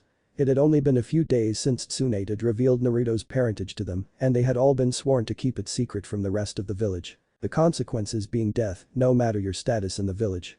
Needless to say, the bit of information, along with other stuff they learned, left the young shinobis pretty confused and conflicted too. "I still can't believe it," Kiba muttered quietly so no one else but his friends could hear him. Who would have thought the dead last was the Yondaime Hokage's son? "You know, if you look at the Yondaime's portrait carefully, you can actually see the resemblance," Choji said before taking a bite of his steak. "And if you think about it, it makes sense," Shikamaru commented. "Having someone who is related to the village's leader become the Jinchuriki is the best way to ensure their loyalty. And according to Jiraiya-sama, the Yondaime wasn't the kind of guy to ask anyone to make that kind of sacrifice." It didn't help Naruto-kun though. Hinata said, her voice surprisingly angry and no stuttering. "Some genius the fourth was." "Hinata." Ino gasped, unable to believe what the Hyuga heiress was saying. "How can you say that about the Yondaime Hokage? And how can I not?" she yelled, though she kept her voice down. The others were a little taken aback by the usually shy heiress's sudden outburst. The Yondaime foolishly asked for Naruto to be treated as a hero. As noble a wish that is he, a supposed prodigy, should have known how the villagers would react when so many lives were lost. The Sandane was an even bigger fool for following it and not even trying to be there for Naruto-kun, and worse, keeping the truth of his parents away from him. He could have told Naruto-kun his mother's name if nothing else. And Jiraiya and Kakashi-sensei did nothing. They are even worse than trash, one doing nothing but acting as a worthless pervert and the other wallowing in his past and guilt. Personally, I would just drop out of the mission and just leave Naruto-kun be if he's happy outside the village. Hinata said, the last part she quivered a bit. But we're going to have to bring him back. Tenten said. It's for his own safety. With Akatsuki and other villages setting their eyes on him, he needs to be in Konoha so we can protect him. Indeed, we cannot allow those unyouthful people to apprehend Naruto-kun. Lee said, backing Tenten up. And I'm sure once we bring back Naruto-kun he'll become his youthful self once more and all will be well again. Naruto won't see it that way, not one bit. Sasuke replied to Tenten and Lee's statement. Nor will Gaara or the other friends Naruto has. They'll only see it as Konoha trying to get their property back. Face it, Jinchuriki get the bad end of the deal, no matter how you look at it. No offense Lee, but the world isn't in black and white. Sasuke said to the bushy-browed Chunin before letting out a sigh. Sometimes I wonder what the Shadame Hokage was thinking when he started handing out the Bijuu to villages. Logically, I'm not fully sure if this mission will even be a success. Shino said, adding his own 2 cents in. After hearing how Naruto took down Sasori of the Red Sand, an S-rank shinobi and member of Akatsuki, our odds of defeating him look bleak. Combined, he possesses a bloodline greater than the Mokuton, wielded originally by someone stronger than Hashirama Senju and Madara Uchiha combined, along with his tenant. The odds do not look well for us. I'm surprised that in none of the rumors or information from Suna about Sasori's demise mention Naruto's real identity. Or that the village doesn't already know about him being Kodama. Sakura replied. Apparently Hokage-sama and Jiraiya-sama are working overtime and making sure that Naruto's identity or the fact he's alive isn't revealed to the populace, since the reaction the village would have is obvious. So far the only people who know are the ones on the retrieval team, Hokage-sama and the council, though the civilian side is being kept in the dark more or less about this, most likely under threat of severe punishment. Niji replied. The group fell into silence for a moment before shifting to other topics, unaware that their mission would soon begin in several hours. Underground root base. So you understand the details of your mission, Sai? Danzo asked the pale-skinned shinobi kneeling before him. Hi Danzo-sama. I am to retrieve the clone and if able to capture or kill Naruto Uzumaki. Replied Sai in his usual monotone voice. But Danzo commented. Well, recovering the Jinchuriki would be a great boon for us, especially since he possesses Adahiko-sama's bloodline. You're nowhere near his strength to be able to capture him, let alone kill him. If the retrieval team can detain him then we'll use that opening. However, retrieving the clone is more important, especially to ensure we have a backup container that we can mold into our own accord. Danzo-sama, if I may ask, how did you came to learn of the girl? And for that matter, why do you expect she is with the Kyuubi Jinchuriki, let alone still alive? Sai asked with actual curiosity. I suppose since this is your assignment you should be made aware of such things. Danzo said nonchalantly. Do you know the man named Haruko? Sai blinked. Haruko? As in the close friend of the Sannin who fled the village several years ago, you mean? Weren't you in contact with him for some time? The artist shinobi replied. The very same. Danzo replied. 4 years ago I had received word from him that he had actually managed to capture the Kyuubi Jinchuriki. The reason he contacted me was that he wanted to make a deal with me, which was in return for keeping the boy's body for research to learn about the Uzumaki clan's bloodline and to give him people with Kekkei Jinaki. He would create a clone with Uzumaki DNA and give it to me to become the new Kyuubi Jinchuriki after Uzumaki died. While I did not fully trust him to keep his end of the bargain, I knew I could not pass up such an opportunity. Half a year later I sent a contingency of root agents to the Haruko's hideout to pick up the clone, who by then should have the Kyuubi sealed in it and maybe recover the boy's body too. But when they arrived the facility was deserted. Danzo explained. Haruko escaped. Sai asked, thinking that was the most likely outcome. But Danzo shook his head. No, my agents actually found his body in there along with the rest of his subordinates. None of the prisoners were there and neither were any of their bodies. From surviving cameras the agents had learned Naruto Uzumaki somehow managed to escape and what I assume was some kind state of rage he slaughtered Haruko and his men, freed the prisoners and took the first and only born clone, a female clone to be exact. Danzo replied. But how can you be sure that the clone survived? Or that Naruto even took it with him? Sai asked again. Haruko's notes managed to survive Uzumaki's rampage, and we learned that Haruko was successful in creating a single clone that possessed a natural human lifespan, in Uzumaki standards that is. Plus Uzumaki is not the kind of person to abandon someone, even if their birth is unnatural. And since the clone is technically his child, Uzumaki would no doubt feel responsible and take care of it. So I just nodded, satisfied with those answers. Very well, now head towards the Hokage Tower. You need to be ready for the mission. And remember, your primary objective is retrieving the clone, with Uzumaki being the secondary objective. The rest of the team will handle that. Well, I have no doubt that Uzumaki will make them work for it. Jiraiya and Kakashi should be able to capture him, but I want you to focus on recovering the clone, so that way Konoha can have a spare container for the Kyuubi, just in case Uzumaki is killed or is unable to be controlled. Danzo ordered. "Aye, Danzo-sama," Sai said, and then vanished with a shunshin. Just a few seconds later, another person appeared behind Danzo, a man with mid-long orange hair tied in a ponytail. "Phew. What is it?" Danzo asked. "An. I gave him the extra U so as to not confuse him with Fu the Nanabi Jinchuriki." Phew bowed his head regretfully. "Danzo-sama, we discovered that there was some kind of breach in our archives. Several documents have been taken, apparently for several days or more." Phew reported. Danzo's lone eye widened in shock, something rare considering how skilled he was in hiding his emotions, as he looked at Phew. "What? How is that possible? And why did no one notice their disappearance?" Danzo demanded. "My apologies, Danzo-sama. The security cameras hadn't caught anything, and whoever did it was so careful that we hadn't noticed any differences." Phew replied. Irritated that such a thing happened, Danzo quickly asked. "What documents were stolen?" "The documents taken were mostly those related to your dealings with Orochimaru, as well as Haruko, and details of missions carried out against other villages without the Hokage's approval," Phew said. "Torun and a team of some of our best trackers are trying to figure out and track down the thief. Tell Torun that he must hurry efforts, and I want a report of anything he discovers right away." Danzo ordered the route agent. "Hi, Danzo-sama."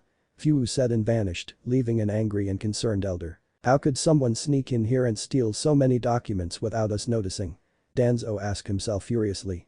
But the bigger question is, who took them? Could it have been Tsunade? No, if it was her, she would have acted by now. It couldn't have been Orochimaru. I've changed the security when he was last in the village. Furthermore, I see no reason for him to do it. But if those documents do reach Tsunade, she would have enough proof to accuse me of treason for going against hers and Hiruzen's authority. And if those documents reach the other villages, then they'll raise Konoha to the ground unless Tsunade declares me a traitor in order for them to focus their rage on me. Either way, it might be wise for me to prepare to leave Konoha for a while." The next day, Hokage Tower. The retrieval team was gathered on the roof of the Hokage Tower, with Tsunade and Jiraiya standing before them, serious look on their faces. Tsunade spoke first. "Yesterday, Jiraiya's network managed to get a positive sighting of Naruto. He was seen in a port town in Fire Country in the east, picking up supplies before taking a boat, which we believe he owns, and headed out towards the ocean." The Hokage said before Jiraiya took over. "My contact actually owns a small fishing company and told me that one of his employees out at sea saw the kid taking the boat towards the island of the war gods." Jiraiya finished with a slight twitch of the eye. This did not go unnoticed by the others, and the younger members saw, much to their confusion, that the older shinobi seemed to have gone pale a bit. Clearly there was something bad about this island. That island actually exists?" Kakashi asked, hesitation in his voice, a rare thing to come from the usually lazy and carefree Jonin. "Apparently so," Jiraiya replied, not liking it either. What's the deal with this island of the war gods?" Tenten asked a question going through the minds of the younger members of the retrieval team. "It's a piece of land that was under the watch of the Uzumaki clan before the fall of Uzushio," Jiraiya said before adding, "It's also like a larger version of the Valley of the End." It took a moment for the last words and the significance behind them before the eyes of the rookie 12 widened to the size of dinner plates, and a few went so pale that it matched size. It was Choji who finally said, why you saying that?" "Yes, just like how the Valley of the End was formed from the battle between Hashirama Senju and Madara Uchiha, the island of the war gods was formed due to a battle between Sadahiko Uzumaki and a person named Hachiro Kishin of the Kishin clan. That person was the only who could match Sadahiko in terms of power and skills," Jiraiya summarized. "The details of the battle itself are scarce besides Sadahiko winning, but the island used to be part of Fire Country before separating as a result of their fight." "The Kishin clan?" Shino asked, shivering slightly at the ominous feeling upon saying the name. "I never heard of that clan before." "What, we're getting off topic." Tsunade interrupted the bug user, whose voice sounding like she didn't want to discuss anything about that clan. "The fact is that we don't know much about the island, including the layout, environment and whatever or whoever occupies it. But it can be assumed that Naruto might know more about it since the Uzumaki clan only allowed their own members to enter it. I know I don't have to express the seriousness of the fact we don't know anything about the island." Tsunade finished. The entire team understood what she meant by that. A major advantage of a battle was to know the environment you were fighting in. If a shinobi knew the field then they could fight better and maybe use it against their enemy, because if they didn't then they were already dead. It was even more crucial when a shinobi was taking on a retrieval mission, so that way the hunter wouldn't become the hunted. Aside being prepared for anything on the island, we must also be prepared in the event Akatsuki shows. Jiraiya added. Either way we won't have a better chance than this, so don't do anything half-assed. Tsunade said. Jiraiya shall be put in charge of the mission as explained before, with Kakashi acting as second in command. They along with Tenzo are the only three are the best chance of subduing Naruto without causing much damage. Also in the event that either or all of them are killed, you are to disengage and fall back, understood? Hi. Everyone said in return. Half an hour later the retrieval mission took off towards the eastern coast of Fire Country. The plan was to make their way there before acquiring boats towards the island. Currently as they jumped through trees Shino approached Jiraiya, who was at the head of the group. Pardon me Jiraiya-sama, but I am curious as to why Tsunade-sama seemed so nervous about talking about the Kishin clan. Everyone, minus Jiraiya who was facing forward, gave Shino a look. But it was Jiraiya who asked. Well, why are you so curious, Shino? Naruto currently possess a bloodline that belonged to a man who was stronger than both the Shodaime Hokage and Madara Uchiha combined, and he may very well be at their level. To hear that there was someone who could face someone as strong as Sadahiko Uzumaki is concerning. Shino answered. Everyone looked at Jiraiya who still hadn't turned to face Shino. Finally after a minute the Toad Sage let out a sigh. The Kishin clan, if there was ever a clan to be called evil, it would be them. During the time before villages were formed, a time when clans fought one another for land and power, the Kishin clan were partially responsible for those numerous conflicts as well various lords hiring clans. They had conquered many lands back then, and in fact a lot of the minor countries of today were formed due to the Kishin clan, taking various pockets of land from the 5 larger countries. Jiraiya said. How could a single clan take so much land from other clans and lords? Sakura asked, shocked to hear that a majority of minor countries were formed due to a single clan conquering lands. From what sensei told me the Kishin clan was different. Besides being one of the oldest clans in history they were also the numerous. I heard that they could absorb natural energy and use it for techniques. Along with that each member had an ability unique only to themselves. Jiraiya's voice suddenly turned grim. The fact that they would openly conquer pockets of land is enough to say about them. They were cruel to anyone outside their clan and were merciless in battle, sparing almost no one whether they were shinobi or not, and a lot of clans were also wiped out by them. As their names say, you could almost call them actual demons. The Shodaime Hokage was killed by them too. There was a moment of silence after hearing Jiraiya's explanation. To hear there was such a clan, both powerful and heartless, almost made Orochimaru sound like a saint. And to hear that they killed Hashirama Senju, a powerful shinobi, was not only scary, but also explained why Tsunade didn't want to talk about them. What happened to them? Hinata asked nervously. They were wiped out. Jiraiya replied automatically. There were actually a few sighs of relief released unconsciously by the others.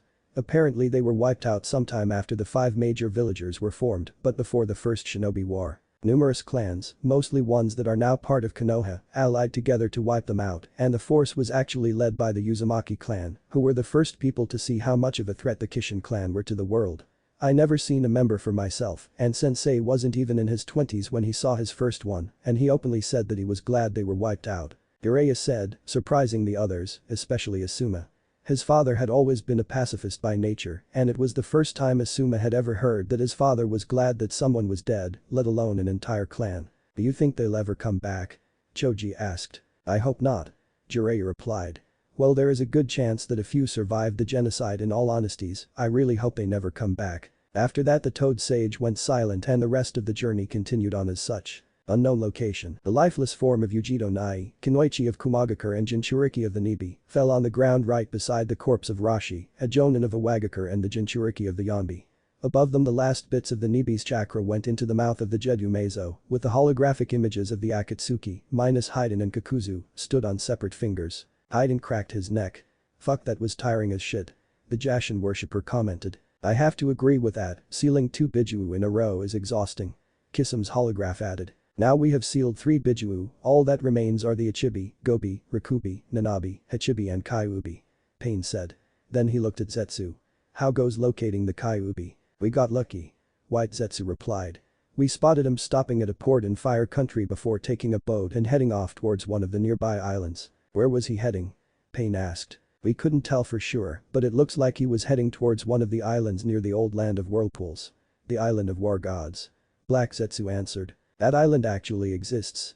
Itachi asked, his voice holding both shock and amazement in it. A few members even gave the Uchiha looks, surprised by the rare show of emotions from Itachi. Anyway, we tried but couldn't get on the island. Looks like the seals the Uzumaki clan were interfering a bit. White Zetsu said, having gotten out of his shock. Also, it seems like Jiraiya's network spotted him too, because the Sannin is heading there along with a large group of Konoha shinobi, some of them being Kakashi Haddock, Asuma Sarutobi and Sasuke Uchiha. Black Zetsu said. There was a small movement from Itachi at the mention of his younger brother's name, but this time no one saw it. Jiraiya, Kakashi, Asuma and the Jinchuriki both have high bounties in the black markets. I wouldn't mind coming to collect them. Kakuzu said. Hell yeah, for once I agree with you, Kakuzu. Those people would be a great sacrifice to Jashin-sama. Boy. I should go. I still have a bone to pick with that brat. Deidara yelled, now complete with 2 arms, courtesy of Kakuzu. Yeah, because of the Kyuubi Jinchuriki, we lost the Ichibi that Deidara-senpai worked hard to get. Tobi, Deidara's new partner, said. You almost got blown up by him too, Deidara-senpai, remember? Shut it, Tobi, I don't need you to remind me. Deidara yelled at his childish partner. The Iwa bomber had not forgotten how close he was to death because of Naruto. He had barely managed to jump off his clay bird and used it to take most of the Kaiten technique that Naruto had used. Deidara had still been burned a bit but managed to survive it and his crash landing afterwards. But now he was thinking he should have just gotten himself killed, then deal with his new idiot partner. Hey, the Kyuubi Jinchuriki was originally our target.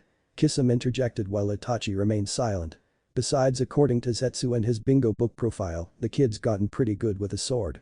I bet he will be an interesting opponent to fight. Enough, the voice of pain echoed through the cave, silencing the others. Once all focus was on him, did he speak again, Konan and I will go to capture the Jinchuriki.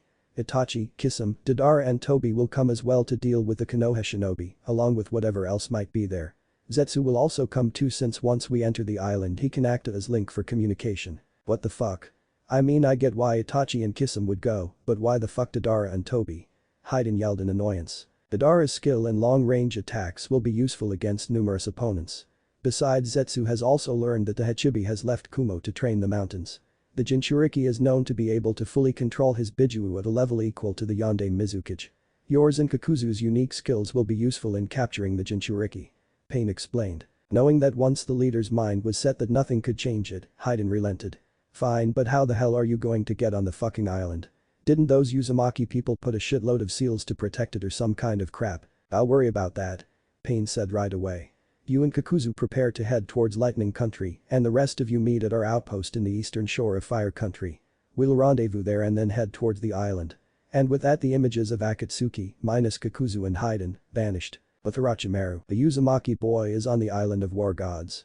Orochimaru asked his right-hand man. Yes, Orochimaru-sama, our spy confirmed it after seeing Naruto-kun take a boat out there. Kabuto replied to his master. I've always been curious to see what the island looked like. A mass of land formed from a battle by 2 gods amongst men has always intrigued me. Orochimaru mused. Another of our spies reported that they saw Jiraiya heading towards the port where Naruto-kun was at. And he had a large group of Konohan in with him, one of them Sasuke-kun.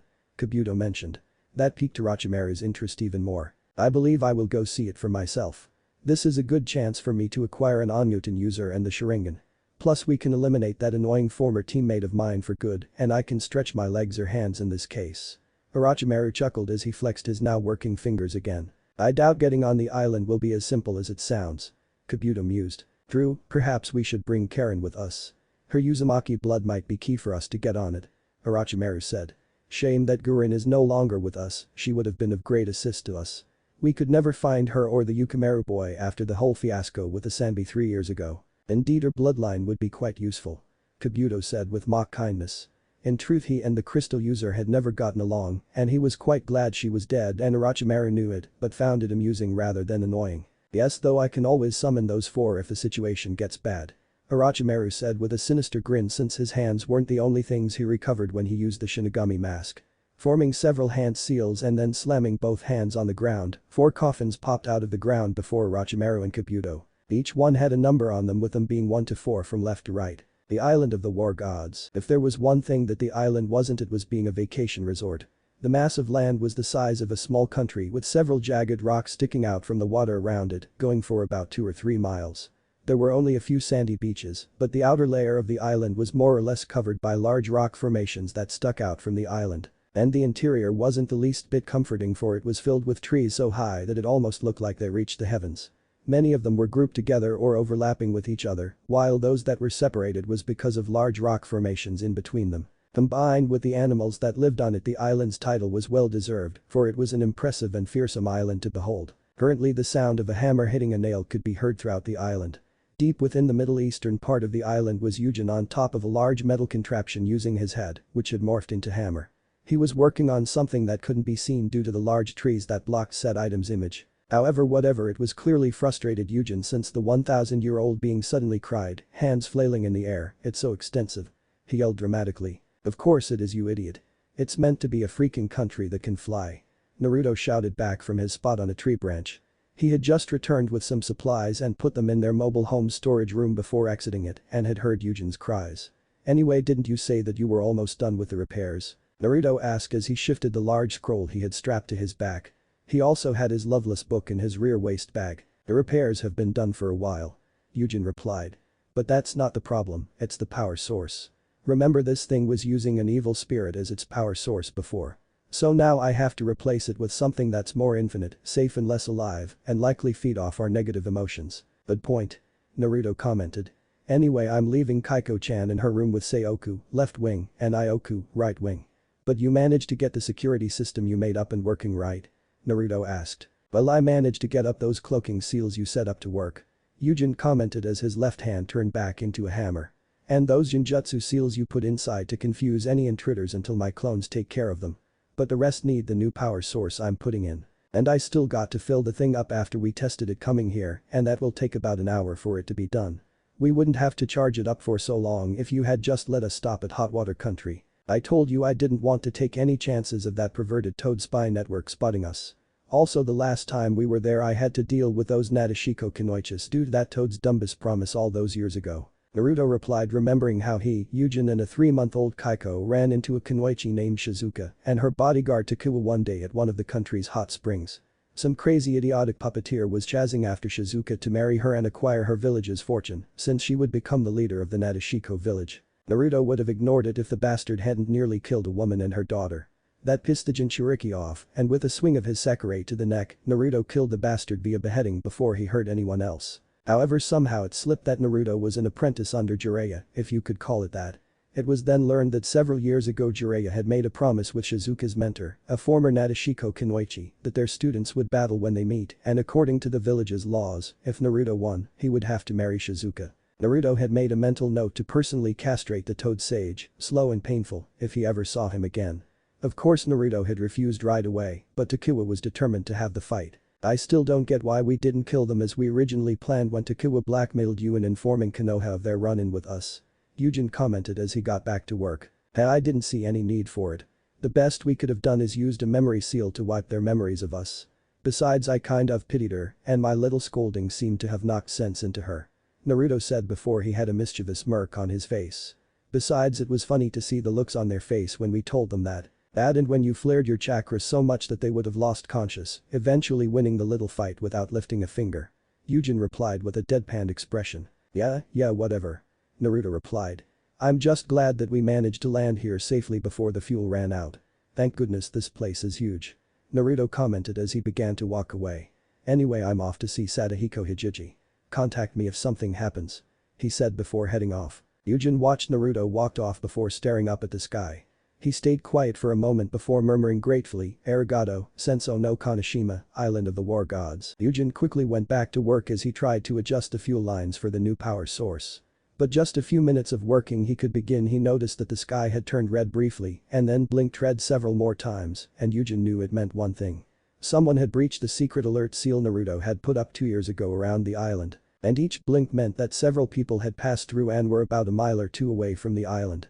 "Ah crap," Eugen said, summarizing how he felt. But Naruto said person was moving quickly through the forest towards his destination, being careful not to attract the attention of the local wildlife. It wasn't that he could beat them, he was capable of protecting himself. The reason is that the animals on the island weren't exactly normal, a side result of the battle between Sadahiko and Hichiro over 100 years ago. The amount of chakra and energy released from their battle, combined with the change environment when the giant landmass became the island it is today, the animals here changed considerably to adapt to their new home. The ones here today made the island like a high Jonin low cage level version of the Forest of Death. Definitely not fit to host a Chunin exam, that's for sure, especially the center of the island and what was held there, though Naruto was not heading there. After jumping for the trees for several minutes, Naruto paused when he landed on a medium-sized hill since he arrived at his destination. In front of him was one of the few man-made parts of the island and stood out like a sore thumb within the deep mountain forest island. It was a semi-large round moat with a smaller island within it. Built on the island was a drawbridge along with a decent-sized red and brown-colored house that could fit a single person or a small family of 3 or 5 people. Painted on different areas of the house was the symbol of the Uzumaki clan. Well, looks like Sadahiko Hijiji is home. Naruto commented when he saw lights on within the house before walking towards it. Outside the island, moving towards the large island, was a medium-sized boat filled with Naruto's retrieval team members. Tenzo was currently steering the ship while the others were going over plans, equipment, or gawking at the island they were approaching. Holy crap. It's huge. Kiba exclaimed with Akamaru barking in agreement. And this was formed by just 2 people fighting. Sakura whispered. It was hard to believe 2 people, no matter how powerful, could create an island so huge from a fight. According to Tsunade Haime's grandparents, Sadahiko and Hachiro were in a league of their own, even above Hashirama and Madara. Just trying to understand their powers is difficult. Jiraiya commented. By the way, Jiraiya-sama, what was that piece of paper you had out a moment ago? Choji asked between munching on his chips. It was a seal with Tsunade's blood on it. The Toad Sage replied. Seeing the confused looks on many of the younger shinobi's faces, Jiraiya explained. Even though they no longer guard, the Uzumaki clan seals are still very much active around the island. There is a barrier here that repels almost all attacks, and anyone that doesn't have Uzumaki blood can't get past the barrier. However, Tsunade discovered some notes left by her grandmother in her clan compound and had me study them to see if we could find a way through the barrier, and this seal is the result. Jiraiya held up said paper with a seal written in blood. It was a single kanji for permission with several smaller seals written around it in a circle. This can allow us to bypass the barrier, but only this one time, so when we leave we won't be able to come back unless a living Uzumaki is accompanying us. After that, the rest of the ride was relatively quiet, save for the small bits and pieces of words going amongst the group. However, all the chatter ended when Anko began hearing a noise that caused her to look to the right side of the boat. Is something wrong, Anko-chan? Yugao asked the snake mistress. Yeah, for a moment I thought I heard Anko's sentence was cut off when 2 projectiles at lightning speed struck the ship and created a massive explosion that completely destroyed the boat and everyone on board. High above where the boat once was, Deidara was admiring his handiwork. He, Zetsu and Toby were on 2 separate clay birds, while Pain's Diva Path, Animal Path and Conan were on one of Pain's personal summons, and Itachi and Kisame were riding on a giant crow, Itachi's summons. Nagado's actual body, along with his 4 other paths and one of Conan's Kami Bunshin paper clone, had arrived on the island a different method. That was by riding on another of Nagado's summons, a giant snake-tailed chameleon that could blend with its surroundings. Ha, I blew them all in one shot, yeah. Deidara said proudly. As expected of Deidara-senpai. Toby said, congratulating the Iwa bomber. No, Itachi said as he stared at the rising smoke. His Sharingan was activated. They're still alive. The moment he finished that sentence, several small ink birds shot out of the smoke towards the Akatsuki members, exploding tags attached to their tails. Without any signs of fear, Nagado's Diva Path raised its left hand towards the ink birds. Shinrai Tensei, he said calmly. Suddenly an invisible gravitational force struck the ink birds, pushing them away from the Akatsuki members and exploding as well. Ink birds? White Zetsu said. Soon several more but larger figures flew out of the smoke's cover towards the island. Said figures were several of size ink birds plus 1 large hawk, courtesy of Sasuke, who was riding it, along with Hinata and Iruka.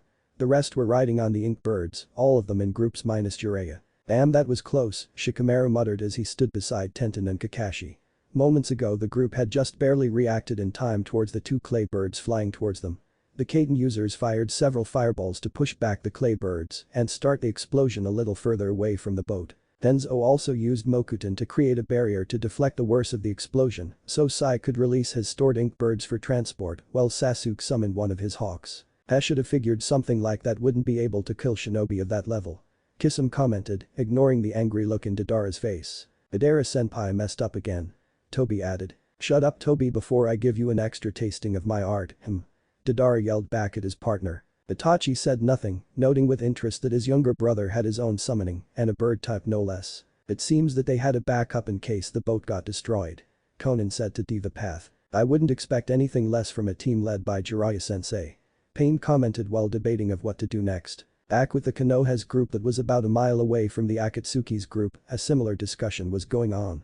From his bird he shared with Asuma and Tenzo, Niji looked at Jiraiya. "Jiraiya-sama, should we engage them?" The Hyuga prodigy asked. "These aren't made for frontal assaults." Sai commented. "We'd be better heading straight towards the island and regroup before attacking." Sai is right. Let's head down to the island and focus on finding Naruto. "Hinata, Niji, try and use your Byakugan to locate him if you can," Kakashi said beside Anko and Lee. Jiraiya nodded in agreement before turning to look at the Akatsuki members. His eyes widened in shock and disbelief when they landed on Konan and Pain's Diva Path. What, is that Konan and Yahiko? Why are they here and how does Yahiko have Nagato's Rinnegan? Jiraiya-sama. Up ahead. Shizune yelled. Her voice snapped Jiraiya out of his thoughts before he looked in front of him. A large shadow began to ascend upon the Konoha and the Akatsuki group. As the structure grew in size the clouds were pushed aside as it got larger. Both groups, Akatsuki and Konoha, had shocked, disbelief and a few terrified reactions towards this newcomer. Holy crap, Sasuke muttered. What the hell? Kiba yelled as he stared wide-eyed. Beside him Akamaru was whimpering. Oi, are you serious? Kisame murmured as he and Itachi looked at it with shock. Is that a human? Ino asked terrified. It's even bigger than the Kyuubi. Haruka said as he recalled the Bijuu size from 19 years ago. Where the hell did that thing come from? Dodara yelled. That's Tobi, Obito thought to himself, his eyes widening behind his mask. My god, Asuma murmured as his cigarette fell from his open mouth. That thing is bigger than any summons I've ever seen before. Anko yelled in disbelief. Incredible Pain murmured in slight awe. Before them, his back facing the island, feet in the water and wearing only blue pants, was a titan-sized Yujin. The green-skinned being had grown to enormous proportions, so much that he was of equal height of the island itself. Yujin's new size made the Konoha and Akatsuki forces look like ants before him. His head also blocked out the sun as he stared down at the shinobi. The giant stood between the invaders and the island like a mighty wall with no intentions of letting them pass. With his fist clenched and a hardened glare in his eyes, Yujin said one word in his now deep voice.